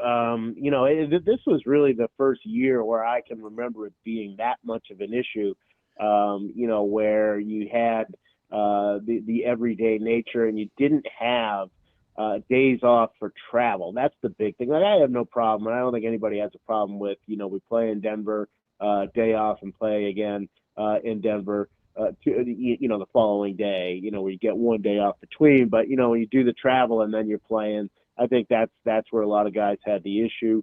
The other thing that came up was, and we saw this with a couple times, the Lakers had it happen to them, and the Nuggets as well, where you play Friday night, you're on the West, you're playing a late game, and then you come back, you've got to play an early afternoon game on Sunday. So, you really are really you have a quick turnaround there. And for older teams like the Nuggets, or teams dealing with injuries like the Nuggets, older team like the Lakers, it happened. Or then. Golden State, game, of course. Yeah, or Golden State. Yeah. But the Lakers had it. That was the game where JJ decided, for whatever reason, after a short rest, to play 5 guys in the second half. We saw that worked out. Not so great. But things like that. I think they're completely driven by the TV networks, and I think what players are saying is, you got to take the players into account a little bit more there. Yeah, I mean, the TV networks are going to be happier when the better players are playing, right? Like that's kind of the trade-off, right? Like you get the stars more often and healthier if you give them the extra day. Yeah, that's exactly right. I mean, especially a Steph Curry or LeBron, at their age, they're still drawing in fans, and maybe you don't want to, necessarily favor things toward that. Maybe you do want to get a little younger, but they're still the marquee names, and they're both out of the playoffs now. Look, I mean, part of it is just that they played against better teams for sure. But also part of it is injury and age, and this was an especially, I think, grueling schedule for the playoffs, compared to years past. So, Sean, part of this, I think, and tell me if I'm wrong here and just being oversensitive because I'm a Golden State fan. Part of this, it feels like the playoffs, the game that we see in the playoffs is dramatically different than the game we see in the regular season in terms of, I think, specifically off-ball physicality. And how much of that do you think has to do with needing the extra rest, since the guys are actually just going through, it seems like, a lot more, and maybe I'm just having flashbacks of Houston mugging Curry every time he tries to cut? Yeah, I mean, there's definitely, what's going to happen is there's a familiarity with the plays that you're running. You're not playing a different opponent every night, and when you're playing a different opponent every night, you're kind of getting the scouting report, and you're reacting to what's on the floor. But when you're in a playoff series, you're going to see the same thing every night. You're going to study a lot of film, and you're going to know where they're going to be. And that allows you, especially in that off-ball stuff, to kind of beat them to their spots and to be physical with them and sort of dare referees to make calls.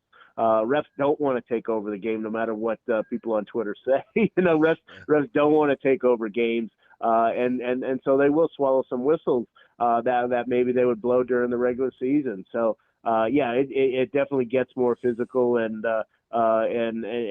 it requires teams to be ready for that, no question. Sean, let me ask you something. As we get Indiana and New York, obviously, and we see what's happening in the Western Conference with no real super teams. And we complain a ton about the NBA and load management and how hard guys play and the guaranteed money. But it seems like the structure and like kind of the apron clauses and how they're doing the draft. It's not the NFL in terms of first to worst necessarily, but you do see a pattern in which they do want a little more parity, right? Do we sleep on kind of the infrastructure fiscally, how the NBA is set up, or is this kind of a outlier in terms of what we're seeing this year? No. I mean, this is the result of as you said, the aprons and we're probably going to see more of it. This is David Stern's dream. If you go back to the lockout back in 2011, he kept talking about system issues, and people didn't really understand that. It was more about the money and how they were splitting money. But really, what the league has wanted for a long time is to have a system in which teams from Minnesota have every chance to win. Teams from Oklahoma City have every chance to win that teams from L.A. and New York and Boston do. And this is really the last couple of years we've seen that bear out. There's no question that we're going to see more of it with the Celtics. That's a team that won a championship last year, probably should be set up for a long run. But when you look at the financials of it, there's no way they can't keep all these guys. So that's why you hear all the rumors about them trading, Drew Holiday or Porzingis or Derek White. They've got to. You cannot maintain a roster like that. So those players are going to go to some team that needs them, and it's going to balance out. It's going to bring more parity. This is something that the league has very, very much been focused on. The question I have is whether it's good, because people like watching the Lakers in the finals. They just do, and you can complain about it all you want. It's hard to keep it's hard to keep stars. Yeah.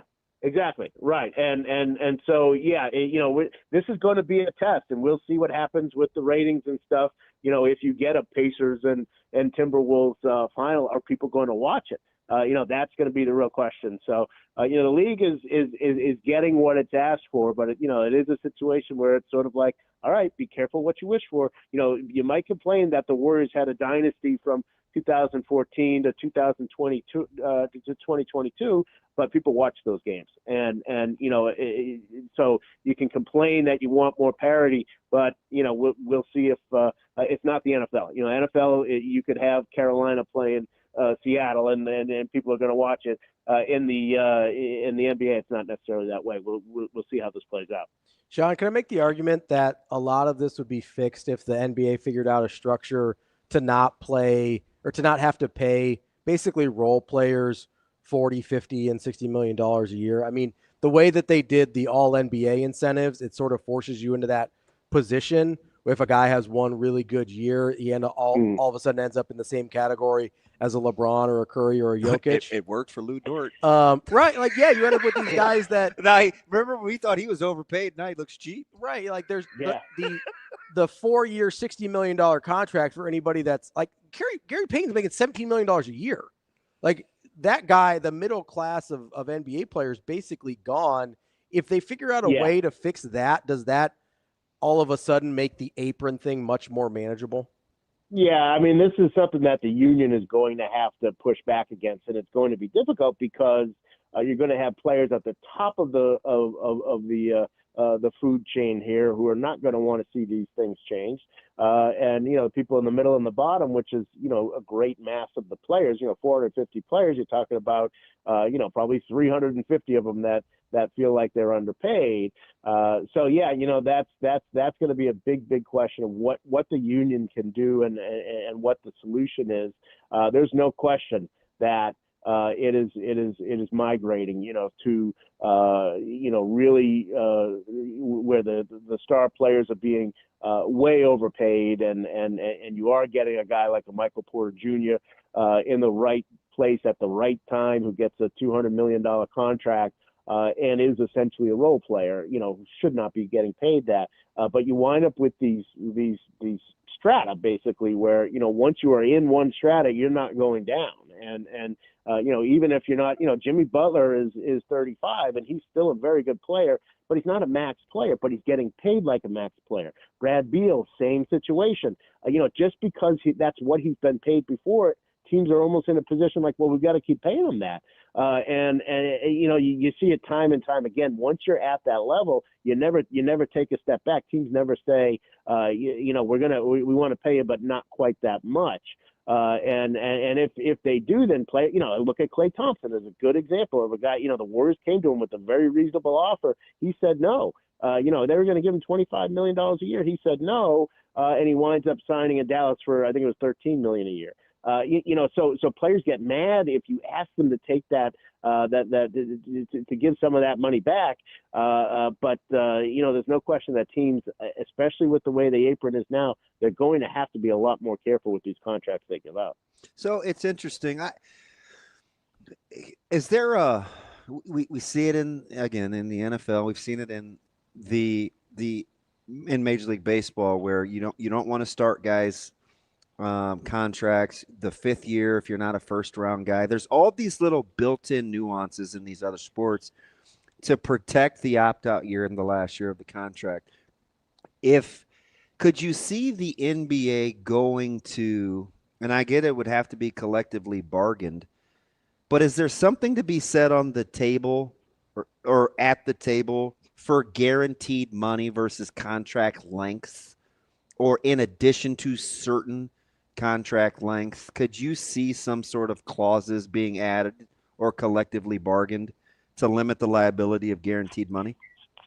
Well, from the league's perspective, they've actually gotten that. If you go back to past collective bargaining agreements, there were, originally there were no, Kevin Garnett got, as a rookie, got, $110 million over 10 years. And that's part of why he's so crabby with the young guys. Right. But yeah, that's one of the contracts that changed the way the league said, we've got to do something about this. We can't have this keep happening. So that's one of the things. But they went from those kinds of contracts to, they had a max length of 7 years, and the league wanted to shorten that. So now it's It's either 5 years if you stay with your team, or 4 years if you go somewhere else. And players are finding that actually works for players, because now I'm getting to that second, I'm getting that next deal. Especially as careers are getting longer. I'm 31 years old. I'm not washed up anymore. 10 years ago, 20 years ago, you were washed up at 31. Now, teams are willing to pay you another, easily another 4 or 5 years if you're 31. So, yeah, it has changed for the teams have shortened the length of the contracts, but it's kind of worked against them. It's worked more in the favor of players than I think teams thought that would. So, Sean, let's get to the actual conference finals here. We've got a huge Knicks fan that works with us, and I was talking to him the other day. It's really unfortunate. And it's his really only one flaw as a person, I think. But I was talking to him the other day, and I was kind of finding myself trying to talk him into the fact that, like, the Knicks actually have a real shot, not just to make the finals, but I think win the finals as well. Am I crazy there? No, I mean, look, this has been wide open. I don't think there's any doubt about that. I think they would be underdogs against the Thunder in a potential finals, but they are favored. They have the home court advantage over the Pacers, and no question they're favored in that one. So you can certainly imagine them getting back to the finals for the first time in 25 years. But once they're, really probably if it's either team, either Minnesota or Oklahoma City, I'd imagine the Knicks would not be favored. But as we've seen, neither of those teams has exceptional experience level or anything like that. So you'd have to at least give the Knicks a chance. I mean, when they're at their best, if Karl Anthony Towns is making shots and spreading the floor and being aggressive and they're getting their defense playing the way it has at times here in the postseason, and you get to those crunch times where Jalen Brunson can take over, then you'd have to give the Knicks a chance. I don't think they'd be favored against either West team, but it wouldn't be an overwhelming underdog sort of situation. Sean, let me ask you something as we're talking all things NBA with Sean Deveney. Sean, if I get it, right, there's going to be the Giannis sweepstakes, and the NBA is going to be without 1 3/4 potential other stars with Tatum, and I get it, and albeit declining Lillard.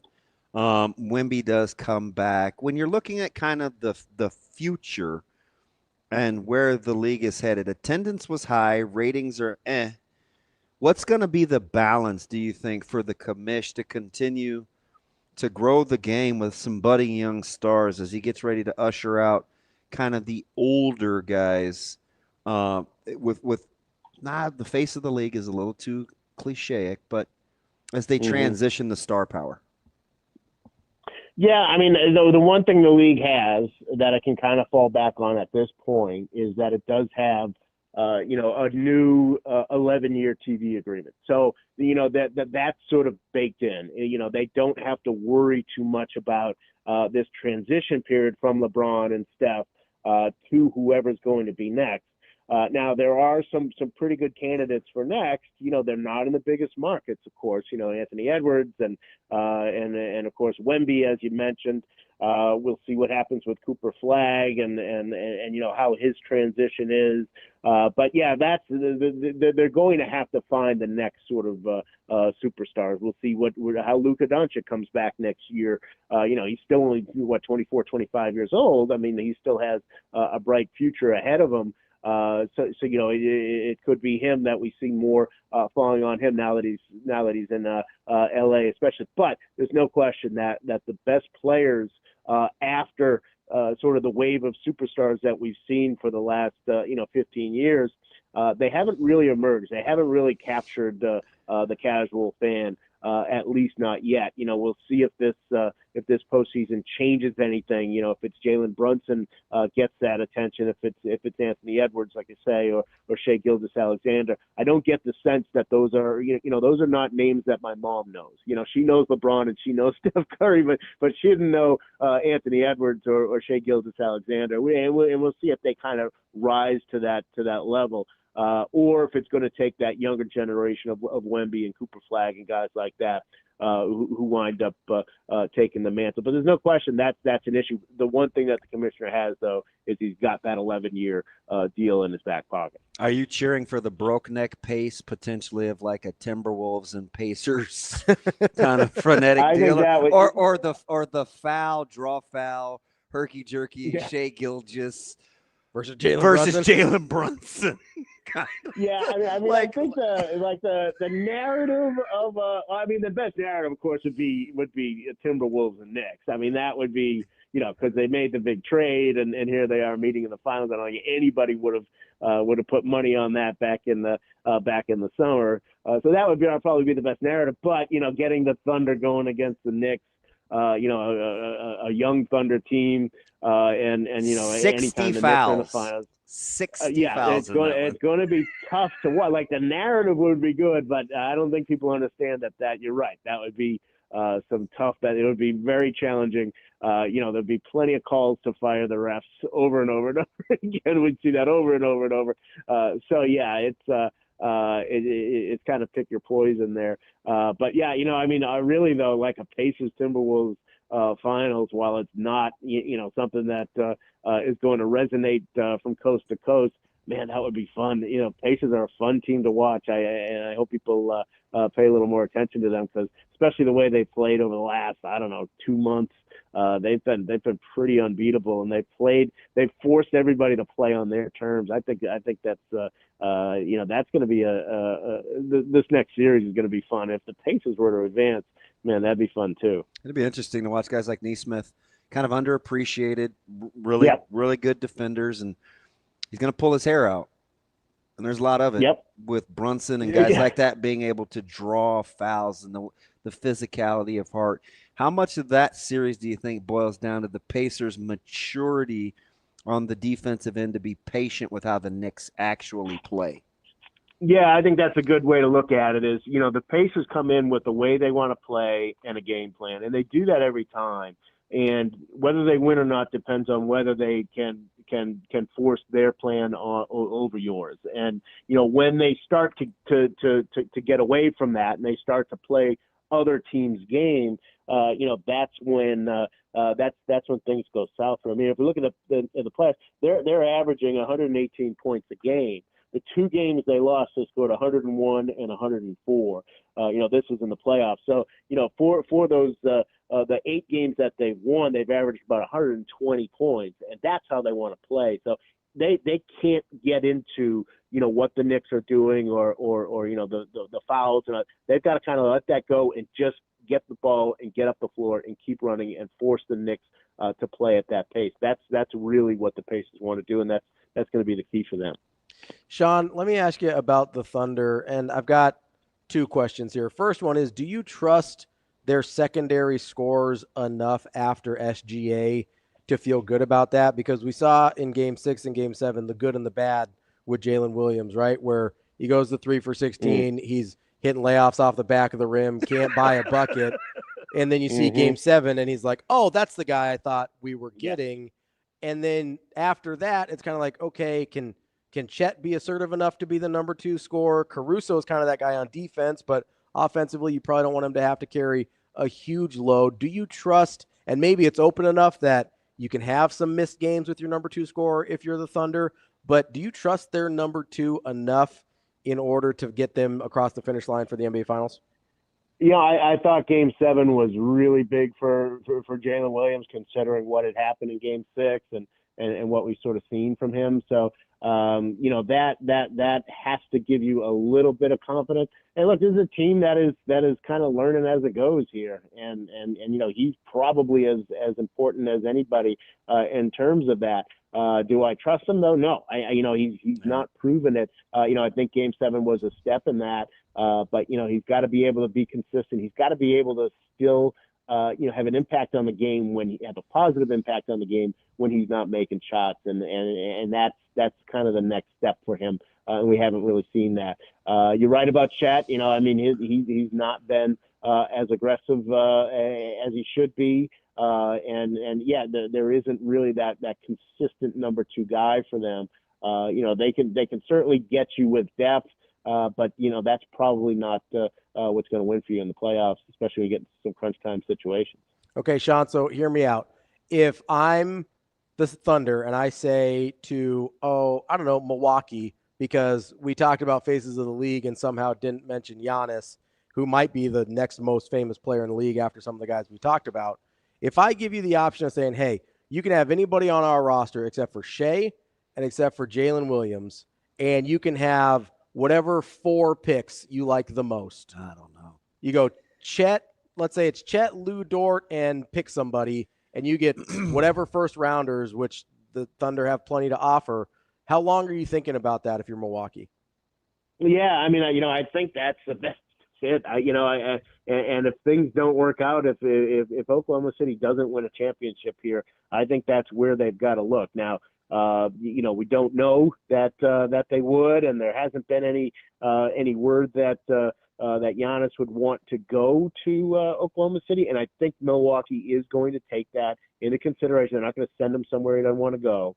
But yeah, if he looks at that situation and says that's where I can win, and then I think you absolutely do that. If you're the Thunder, as hard as it is to give up on Chet, his health hasn't been there. Giannis fills a lot of holes for you. I think Hartenstein's been good. So, they've got some other options where you can fill in if you can get Giannis into that mix. And, Giannis would obviously be the old man of the room, but he's 30, Right. He's playing the best basketball of his career. Absolutely right. So, if I'm Oklahoma City, I would absolutely do that. The question is whether Giannis would want to. All right, who doesn't get the 10-foot pole touch in the free agency market out of the player option guys? Between Harden, LeBron, I think Kyrie Irving coming off the injury is going to have a player option. We'll see what Indiana does with Miles Turner. Giddey's restricted. Van Fleet didn't have a great playoff run. Who's Naz Reid? Who's the player option guy? I almost feel like LeBron's too easy, but I wouldn't lump LeBron, and I'm a Lakers fan. Who's the most intriguing player option guy for you available? Yeah, I mean, probably James Harden again. He's a loser. We're on this, on the hamster wheel with him. We're right back where we started. Where he has this great year, and everybody said, "Wow, the Clippers. Look out for the Clippers, and maybe the Clippers." And then you get to Game 7, and it's like, what happened to James Harden?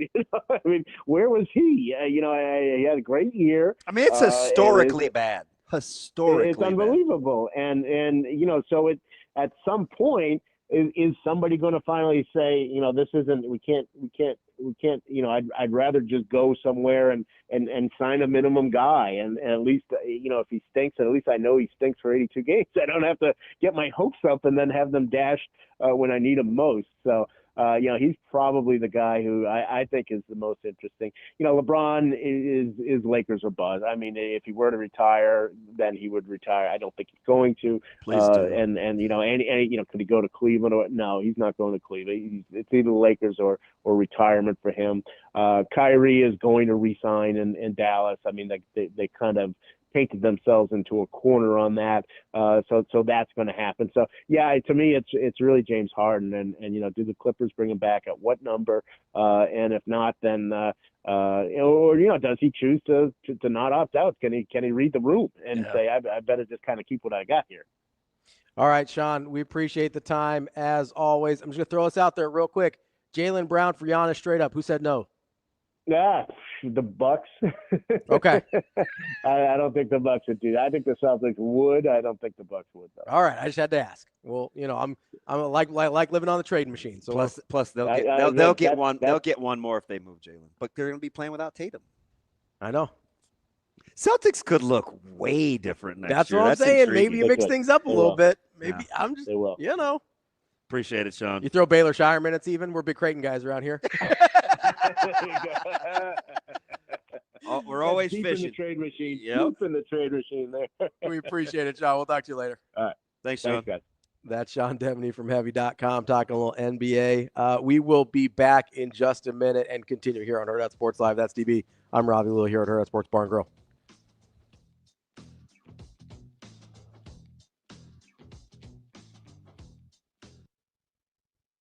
For Hurrdat Sports and NEB Preps, I'm Austin Jacobson. We're speaking with Jeff Johnson, the Associate Director for the NSAA, in charge of state soccer here at Morrison Stadium in Creighton. What a great partnership between you, the Blue Jays, and the University of Creighton as well, to be able to use this facility first and foremost. It's one of the best atmospheres in the state, especially for state events. Yeah, absolutely. This is one of the top soccer venues in the nation, let alone the Midwest. So to let our high school kids play at this venue is unbelievable. The crowds have been good. The weather, I mean, it's a little windy today, a lot windy today, but it's really been good up to this point. So it's just a great event. And I know this state soccer event, year in and year out, you always have to deal with what Nebraska brings you in May, but there's always contingencies and there's backup plans, especially when the weather turns sour. When do you guys make that call, and how do you make that adjustment and then in the schedule? Well, I've already been in contact with Nebraska Public Media because they'll televise our finals on Monday and Tuesday. So we've had some preliminary talks, just what ifs. But good old Nebraska weather, you kind of got to wait till Sunday to see what's going to happen. So we'll just keep monitoring and hopefully it goes north or south of us, right?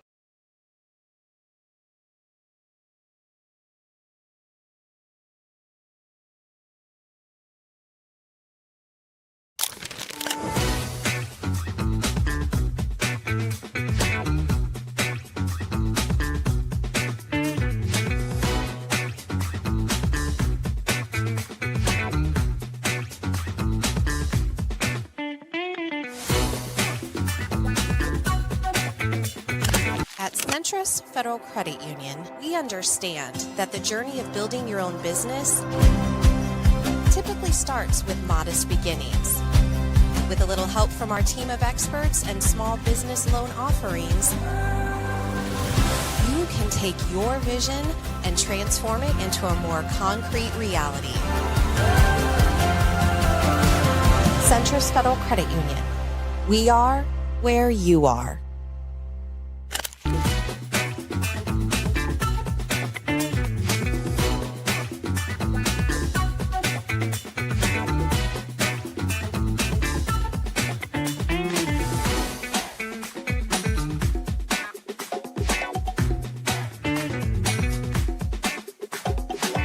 Omaha Marion into the state championship. Paige Miller hanging out with us. And Paige, first off, congratulations. You're in the state championship. First time since 2019 for Marion. I know that's been a goal for you guys, not only all season, but the past few years for you. Yeah, it's definitely so exciting. I'm so grateful to play with this team, and it's great to be going back there.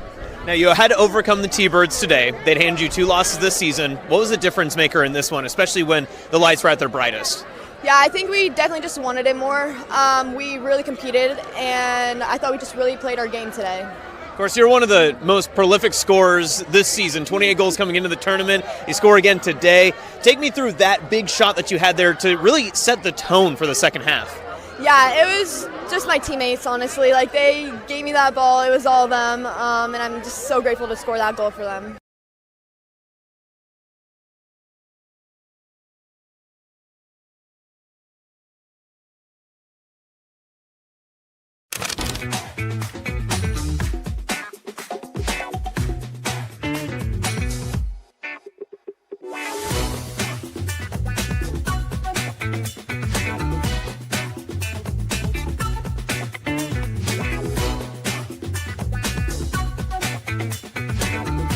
Lincoln Pius is into the Class B state championship as Tatum Hymas is now hanging out with us. Tatum, you were the difference maker today. This was a really big defensive struggle. What was the moment that kind of led you to see that opening to be able to make the difference here to score the lone goal in the contest? We talked about it at halftime, like playing wide and playing that through ball, and then I knew my teammate was going to give me the through ball, and she put it perfect. And it felt like there was plenty of maybe frustration building up on both sides. Just the lack of opportunities. How did you guys as a team work your way through that situation, be able to play through and then get this win? We definitely didn't think we were playing our best game, but we knew if we just kept playing our game, then it would come to us.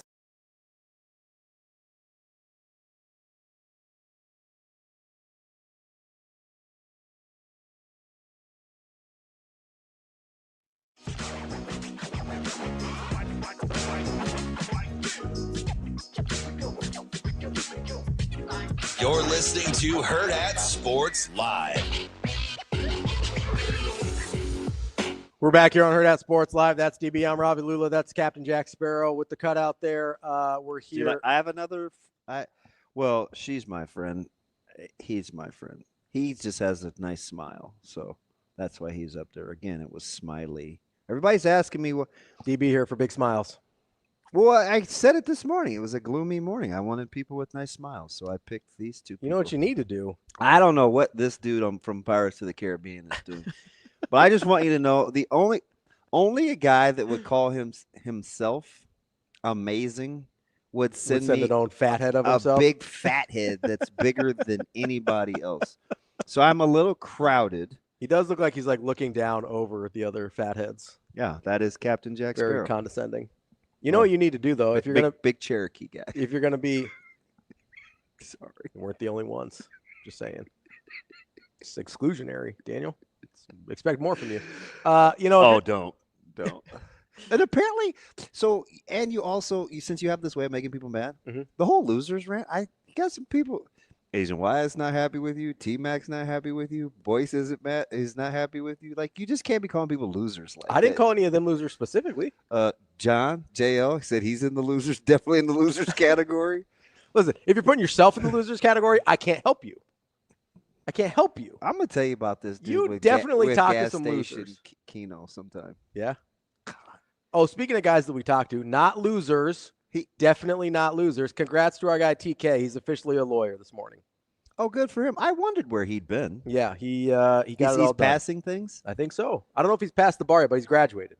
Oh, good for him. Yeah, so good on TK. Graduation was at some weird times for college. Well, yeah, I mean, Creighton had theirs at like Wednesday morning. Yeah, well, I went to go see one of my guys at Pisons in the morning. Yeah, just to kind of get the lay of the land of the freezer, and he was already at graduation. I'm like, man, where's my man Crazy Connor? Just out here, right? Oh yeah, he's gonna be the cybersecurity guy. Yeah, he was outro. Yeah, I did see him Saturday morning. Did you? Yeah. Well, I was gonna get some help other than Matt. Sure. But then it never didn't turn out that way, and I ended up being stuck with Matt. You might need some help if you keep driving your lease out to go pig processing plants. You might have to call Centris to get an auto loan. No, I'm gonna definitely because I definitely need a new to car get out of my vehicle. You need a new car, and I'm within 2 months. I'm like a free agent. Yeah, you can actually, if you wait those things out to the very end, you have a lot of options. So I'm ready. So go call centrisfcu.org. They've got you covered. Whether you're like DB, got to get into a new car. Maybe you want to. I'm not a motorcycle guy. Amazing Daniel is. Maybe you're trying to get a motorcycle. Whatever you got, Centris has you covered, federally insured by NCUA. Rico. What'd Rico say? Jalen Brunson has a nice smile.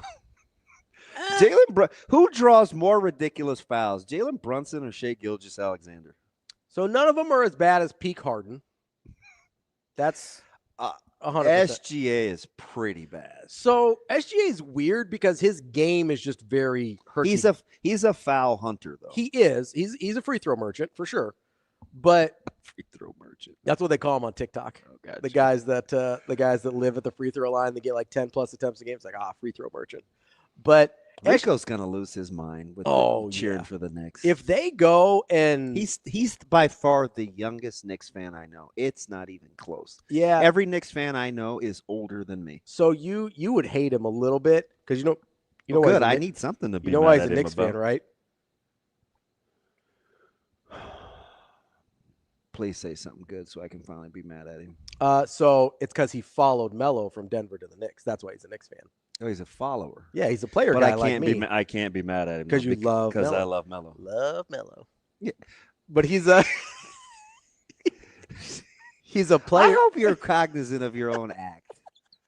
It's very unbecoming. You love Melo. Like you love Melo. Like, why is that necessary? I don't know, because I'm a jerk. I don't know. That's 100% true. No. Yes. You know what's funny? I almost talked about this like 2 hours ago, but you got me sidetracked. No, it was probably one of the Justins. No, you were talking about pigs a lot. Oh, shout out Elmwood. when you were talking with Maddie about your empathy stuff, and I wanted to say I knew you guys wouldn't believe me because I am a jerk, But I was like, that's part of the reason I don't mess with people. I mess with a lot of people because I actually on my Twitter, the empathy. because I actually am very empathetic, and I don't have the bandwidth to do that with a lot of people. No, I get it. My natural thing when I wear down. Yeah, I shut down. Yeah, so I shut a lot of people. That's the downside. You shut them out, so you don't even get from to the start. Shutdown. Yeah, because what's the thing that says on your profile? It's that I have a hard time setting boundaries. I learned the boundaries. I start early. You know. I'm like a pineapple, though. I've got kind of like a prickly shell, but I'm nice on the inside. Yeah, the problem is you think it's all good and juicy when you get towards the core, and it still could be bitter. It could be a little bitter still. That's fair. That's why it's a good analogy for me. At said restaurant we went to last week to celebrate the birthday, even Zoe's pineapple was fatigued. Yeah. That joker was like opaque yellow. Come on now. What are you talking about? Have you seen those like pineapple cutters where you just like put it down the middle of the core I was tempted to get one off a TikTok. They look pretty sweet. I've seen them before. We do our own cutting of the pineapples. Old school. Yeah. Get the like machete out and just do that thing. Well, regular pineapple is significantly cheaper than getting it cubed, like as is most fruit. But it's stark. And I think it's the only other greater one, disparity in price, is the whole watermelon. Oh, yeah. Man, when they chop that thing up for you, they charge you an outrageous amount. But I'm not a huge pineapple guy. They're okay. You know, it's funny. Again, what's said the DB? I like the fruit. The juice is horrible. See, I like pineapple juice more than I like pineapple fruit. Dumb. It's pretty good in a mimosa. Like instead of the orange juice, do a little pineapple juice. Why am I not surprised? I mean, it's pretty good. It's not like overly sweet. Some of the juices you get with a mimosa are a little overly sweet, so it makes it kind of too much. Pineapple is just a little more sour, a little more bitter. Like a giant Pop-Tart? Oh, man, that was so good. I'm just not. I don't like do that. It's so good. It's delicious. You don't like still into it. You don't like any like carbs or sweet like that's anything. Entirely not true. That's just a lot. I mean, I feel like we were going to lose Daniel. More than a cinnamon roll? Like you love cinnamon rolls, right? Yeah, but even like a cinnamon roll with too much icing, I'm going to scrape. So it can. So you don't even the sweet stuff you don't like that sweet. That's kind of my point. Team oatmeal raisin. You like me? I'm super sweet. No, listen, every day is a do I or don't I. No, Austin. No one's talking about upside down pineapples except for you. That's why DB calls you a bed hopper. He's such an instigator. That's why he says Austin's sleeping around wherever he can find a place to hang out. My man is just out here with upside down pineapples, Austin. Out here getting reps. HA is naughty. I hope Katie's listening. Like he's like that little dude. He's way worse than Eddie Haskell because he owns it. Oh, he knows. Like he 100% knows. That dude is I will say he's though, a troublemaker. I do love his dog. What kind? He's got a golden. Oh man. Her name is Ava. She's the sweetest. She comes hang out at our softball games. Is he a good athlete? So took you too long. That's funny. So this is what he says. Austin and I are almost the exact opposite. He says, I don't want to play anything because I don't want people to know how unathletic I am. Okay. I like playing things because I'm better at sports than I would look. Yeah. So like we're very opposite. People look at me like, oh, he's actually pretty good at that. That's weird because he looks like he looks. And then with Austin, they're like, oh, he looks like a good athlete. And then he gets out there and plays, and you're like, damn. He's fit. Like he's fit. Like he ran a marathon. He's doing an Ironman. He's fit. But he's not like, I haven't seen him play much, but this is his own description to me. Not great at sports. Hey, you don't even pause about critiquing somebody not being good at something. Most people, there's a certain level of uncomfortableness that comes from saying somebody that they see every day is bad at something. He said these were all his no words. problem. These were all his words to me. Okay. Like almost verbatim, honestly. Hey, is Austin very good? Yeah, man. That dude also, sucks. For all the weird like Photoshop stuff he does to both of us, like he's earned it. He's definitely an instigator. He does some stuff. How about Austin riding for Rico and Rico riding for Austin? It's because they're sitting right next to each other as they listen to the show and work on our clips. Like they're back at the office sitting as far away from each other as you and me are. JL, like I'm not that hard to Is he talking about me trying to feed a toddler? I think so. I eat a lot of things. Just as long as you have meat, he's good. Yeah, the range for days, baby. Yeah, just only meat. I still want to know what happened to my ribs. You want Did they turn them into bacon? I don't know.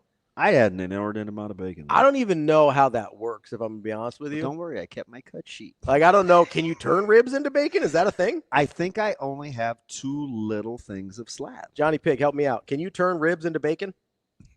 CT Mac knows.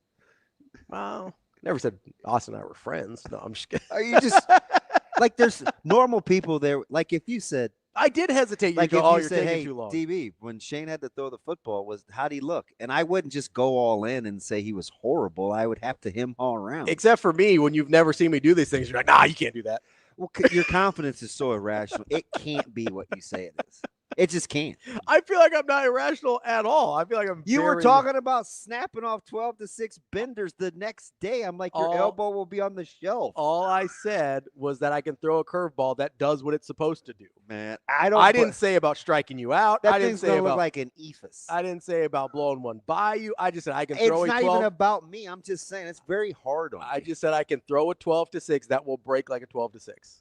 You'll be and that's factual. You'll be getting UCLA surgery all over again. I didn't have that. I had a shoulder. Mine was a labrum. Yeah, well, You know? How many racks of ribs do you think are on a pig, DB? I don't know, Tony. Like, I'm guessing just 2? Yeah. Just on each side? Yeah. So if you got 2 ribs, you're all full up. So they cut them different. Maybe okay. they gave me some. I'll show them to you. Johnny Pig says yes, you can cure ribs like bacon. I don't know if that's the same thing, but sure. Well, I have some pictures of stuff Johnny's done. No, I mean like curing them like bacon versus actually like just slicing the meat off and like having it be bacon. You know what I mean? Because Yeah. I know like bacon and pork belly are different. You know what I forgot to get out there? What? They had Mexican bratwurst. Oh. And I'm not a bratwurst guy.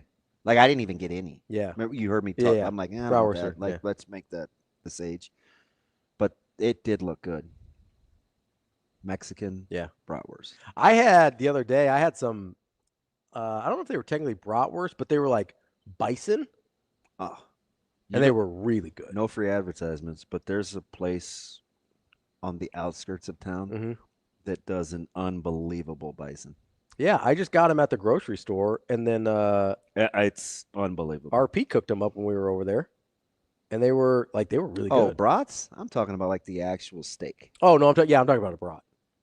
I'm not huge on brats. This was really good. You ain't going to nobody's house and eating a brat. Well, that's I what I can had. get that at the house. You get steak at the house too, DB. It's your house. You can get anything you want. That's how groceries work. Just can't help yourself. Just go to the store, just like, hey guys, I'm at the store. I'm DB. Everybody knows me because I go to the store all the time. How'd you fill out a wedding party? I mean, I'm curious. Let's see. Was this Slim Pickens? No. A lot of people like me. Fudge. You know Jake. Jake rides with me. Yeah. Stoney, Evan Stone, that guy that rides with me. So you have to pick the nicest people possible. Oh, Jake's not that nice. He's pretty cool. He's cool, but he's a jerk like me. That's why we get along. That's great. Note to self. Leave that dude alone. Evan is like the nicest human being in the world. He's like genuinely one of the best people I know. Yeah. That's why he hangs out with you. He's like, needs a little. He did take good care of me in Illinois. No, Evan's a good dude. I went to a goat restaurant because of him. Like a goat restaurant? No, like a really, really, really okay. good restaurant. Didn't know if he like had some authentic cuisine or something. I feel like you're trying to needle me. No. Do you want to do something real quick that I want you to do blind? Yeah, sure. Shane, I'm going to give you every opportunity to be right. Blind. Yeah. Okay, you ready? Yeah. I'm going to have Shane go first. Okay. Shane, I want you to pick the winner out of every super regional. Okay, you ready? Shane, are you ready? Can I look at the bracket or no? I'm going to read it to you. Okay. Liberty or Oregon? Oregon. South Carolina or UCLA? UCLA. Florida State or Texas Tech? Florida State. Arkansas or Ole Miss? Ole Miss. Florida or Georgia? Line. Georgia. Yeah. Okay. Texas or Clemson? Texas. Tennessee or Nebraska? Nebraska. Oklahoma or Alabama?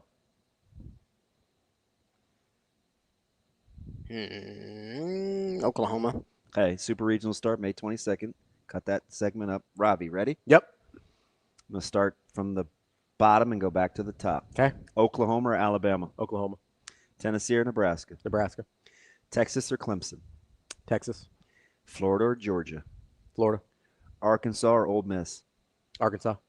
Florida State or Texas Tech? Florida State. South Carolina or UCLA? South Carolina. Liberty or Oregon? Liberty. You picked 2 dogs. Do you know who they are at first blush? Liberty. And? South Carolina. Nebraska. Oh, okay. Yeah. South Carolina's 8-9. Oh, yeah. Okay. 2 dogs. I mean, I was going to pick Nebraska because, it's Nebraska. I don't know. Liberty's playing real well. You knock off A&M, I'm going to take my chances. Oh, and Liberty's good. Yeah, Liberty's really good. They're one of those teams that gets dinged for their conference that probably is better than their seeding was. And you don't know the rankings really, do you? Not really. I know who the went through, seeds were. You took through all you took all faves except for Nebraska and Liberty. Yeah, I know who the seeds were, and I know who in general has been good this year. I don't have the seed lines memorized, but yeah, I think I'm going to ride with Liberty. After you knock off A&M, I'm going to give you a little benefit of the doubt. Also, right. I just like people that knock off A&M. For no particular reason. Are you ever going to get over that? I'm mostly over it, but now I just think it's fun. Like, I'm not mad at him because I think we got the better end of the deal. Kind of struggling. I think he needs this basketball hire to be legit. So part of it for me is I feel justified because one of the things at the time when I wasn't just underrated television show. What? Justified. Oh, it actually is really good. I like that one a lot. Underrated. I didn't watch the sequel in Detroit yet, but I heard it was all right. Justified's a good show though. But one of the things that I just want to feel justified that I didn't think this was a good job for him to take. Yeah. You know what I mean? Like A&M's sort of a tricky job. And if he didn't like a lot of stuff that was going on. It's well documented. We don't have to relitigate it, but they had burned through some ADs. And for what he was sort of upset about was going on with Nebraska, that certainly wasn't going to get better at A&M. Yeah. So that was outside of my just not liking how he went about things and sort of his, talking out of both sides of his mouth about, oh, Nebraska's the best. And then like, oh, he can't do all these things here, whatever. And then piecing out of town. I just didn't think it was a good move for him. Piecing out. Like I just was like, that's what you want me to do. I was just like. It's better than what you did. How else guys? Okay, you're watching on the YouTube here. They're not gonna get it. It needs context. No, I'm just saying. How would you like? Is this an okay way to wave? Are you gonna do the whole thing, or am I gonna have to do it for you? Like That's what you did. Yeah. And what did you say? I was being a little over the top. I said, "Bye, DB." Yeah, I felt like that was weird. Color me crazy. How else am I supposed to wave? Was it too much back and forth? Is it like the degrees? Like, do I gotta keep it closer to here? Like, is this okay? How about just not waving? Well, because then grown up. Because if you stick the hand out there, it could be mistaken for some salutes that I'm not trying to make. Like, you can't just leave the hand out there without moving. That's an issue. For some. Yeah, some people like it. I'm sure. God, you're horrible. I'm not gonna wave like this. I don't even know what that is. I don't know if I have enough cred to do one of these all the time. Just.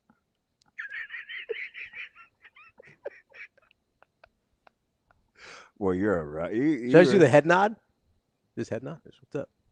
Hey, what's up? Even Zoe can do that, and she's 6. I mean, the head nod works, but if you're not paying attention, like if you're not looking at me, or if you're just kind of at the corner of my eye, the head nod's pretty subtle. She has this thing she does now that she got from Micah.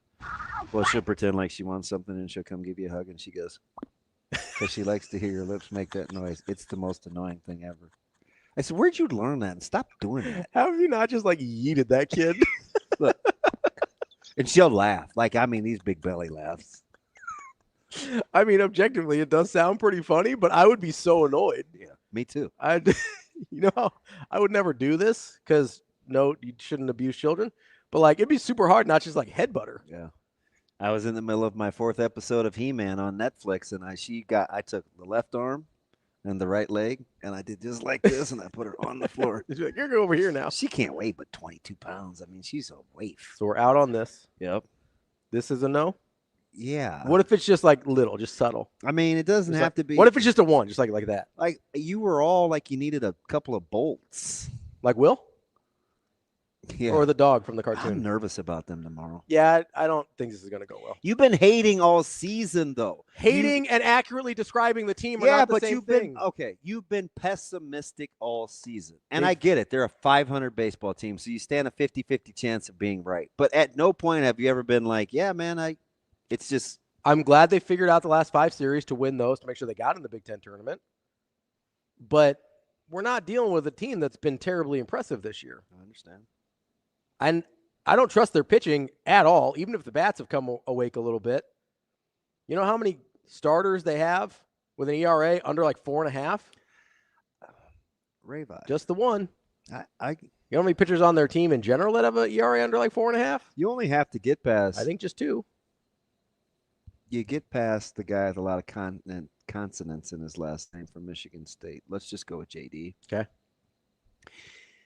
And I think you are very much in a good position. Yeah, but if they don't get past him, they're in deep trouble. Well, I tend to think a little bit more positively. I like to call that delusionally. To say they'll be favored tomorrow. That's fine. I don't know where you get college baseball odds, but they'd be favored. I don't feel great about them navigating their way through this tournament. I don't feel great about having this dude sitting so close to me. It's a lot going on. It's a lot. He looks like a psycho. He said he had to guess on the size, but he's not unhappy with the result. Yeah, I mean, look how like, what are we doing? Yeah, it's aggressive. I also did like the full like Hall of Fame bust. Because the head is not that much bigger than the other 2 heads. Down he goes. But he did the whole like shoulders up.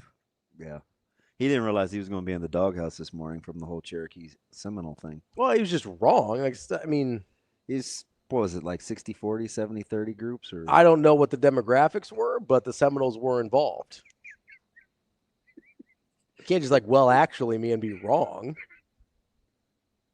That thing's going to stick. I mean, that's the T-shirt. Yeah. It's well, just, actually, with with just a pair of glasses. We call it the Poindexter. Yeah. Who are you taking? And I just want to get your picks on record. Okay, what do we got? Eastern Conference.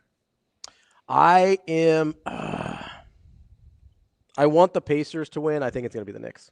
Okay. What about the Western Conference? Something smells good. Yeah, I'm vibing. Yeah.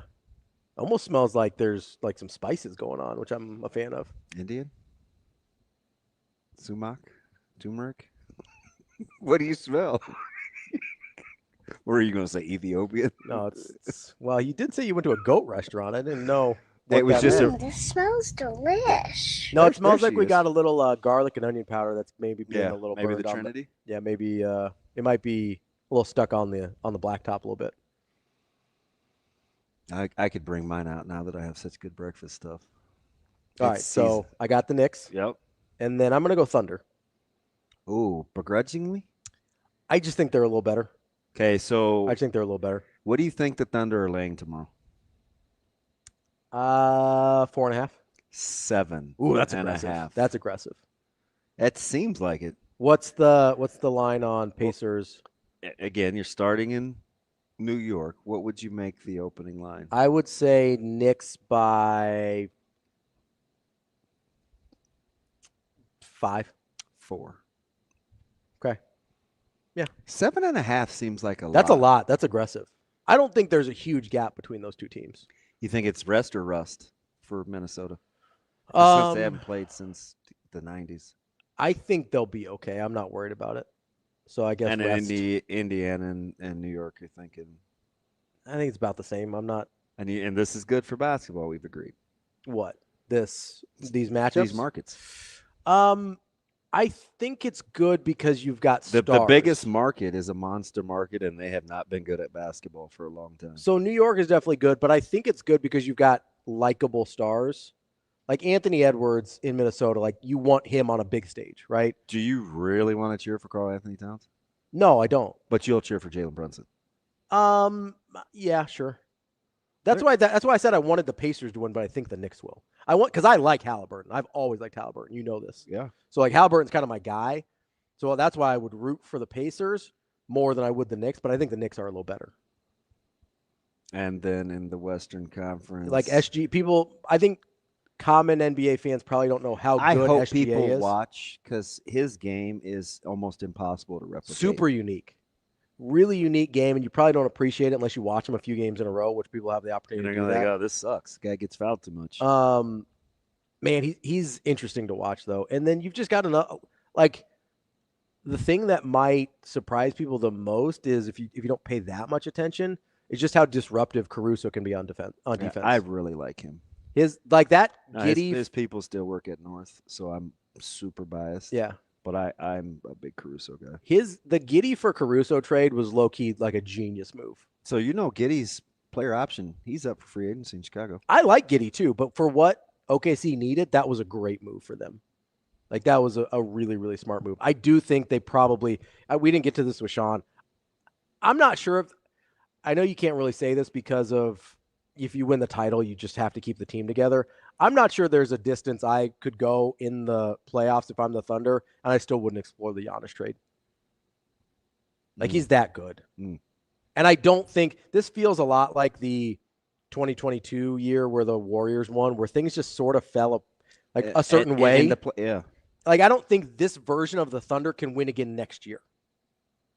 I think just other like teams – the opponent matchups. Yeah, I just think it worked out for them. I think they have to be better if they want to win moving forward. So if I'm sitting there and I go, okay, we won the title, I don't think we're good enough to win it next year. And maybe you are like the immediate year because you got Tatum hurt and, Milwaukee's not going to be an issue. You don't really know what the Lakers are. Dallas is probably out of it. But somebody else is like Houston probably is going to do something. And that's the other thing if you're the Thunder. You almost have to acquire Giannis just so Houston doesn't. Right. Like it's an opportunity cost thing. He just can't go there because if he goes there, you're all in trouble. Tell you what. Free agency this year is going to be amazing. Who's going to be the glutton for punishment? And the trade market. The trade market's going to be a lot of fun. And I do like that now because you are starting to see trades in the NBA. Yeah, I think it's going to be a good time. That's it for today.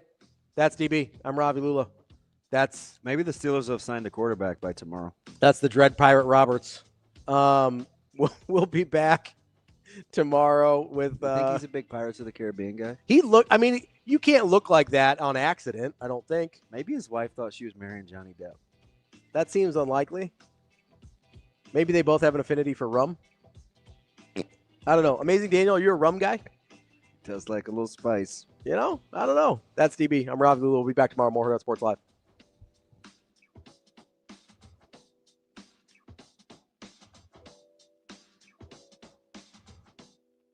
See you. Have a good day. Love you.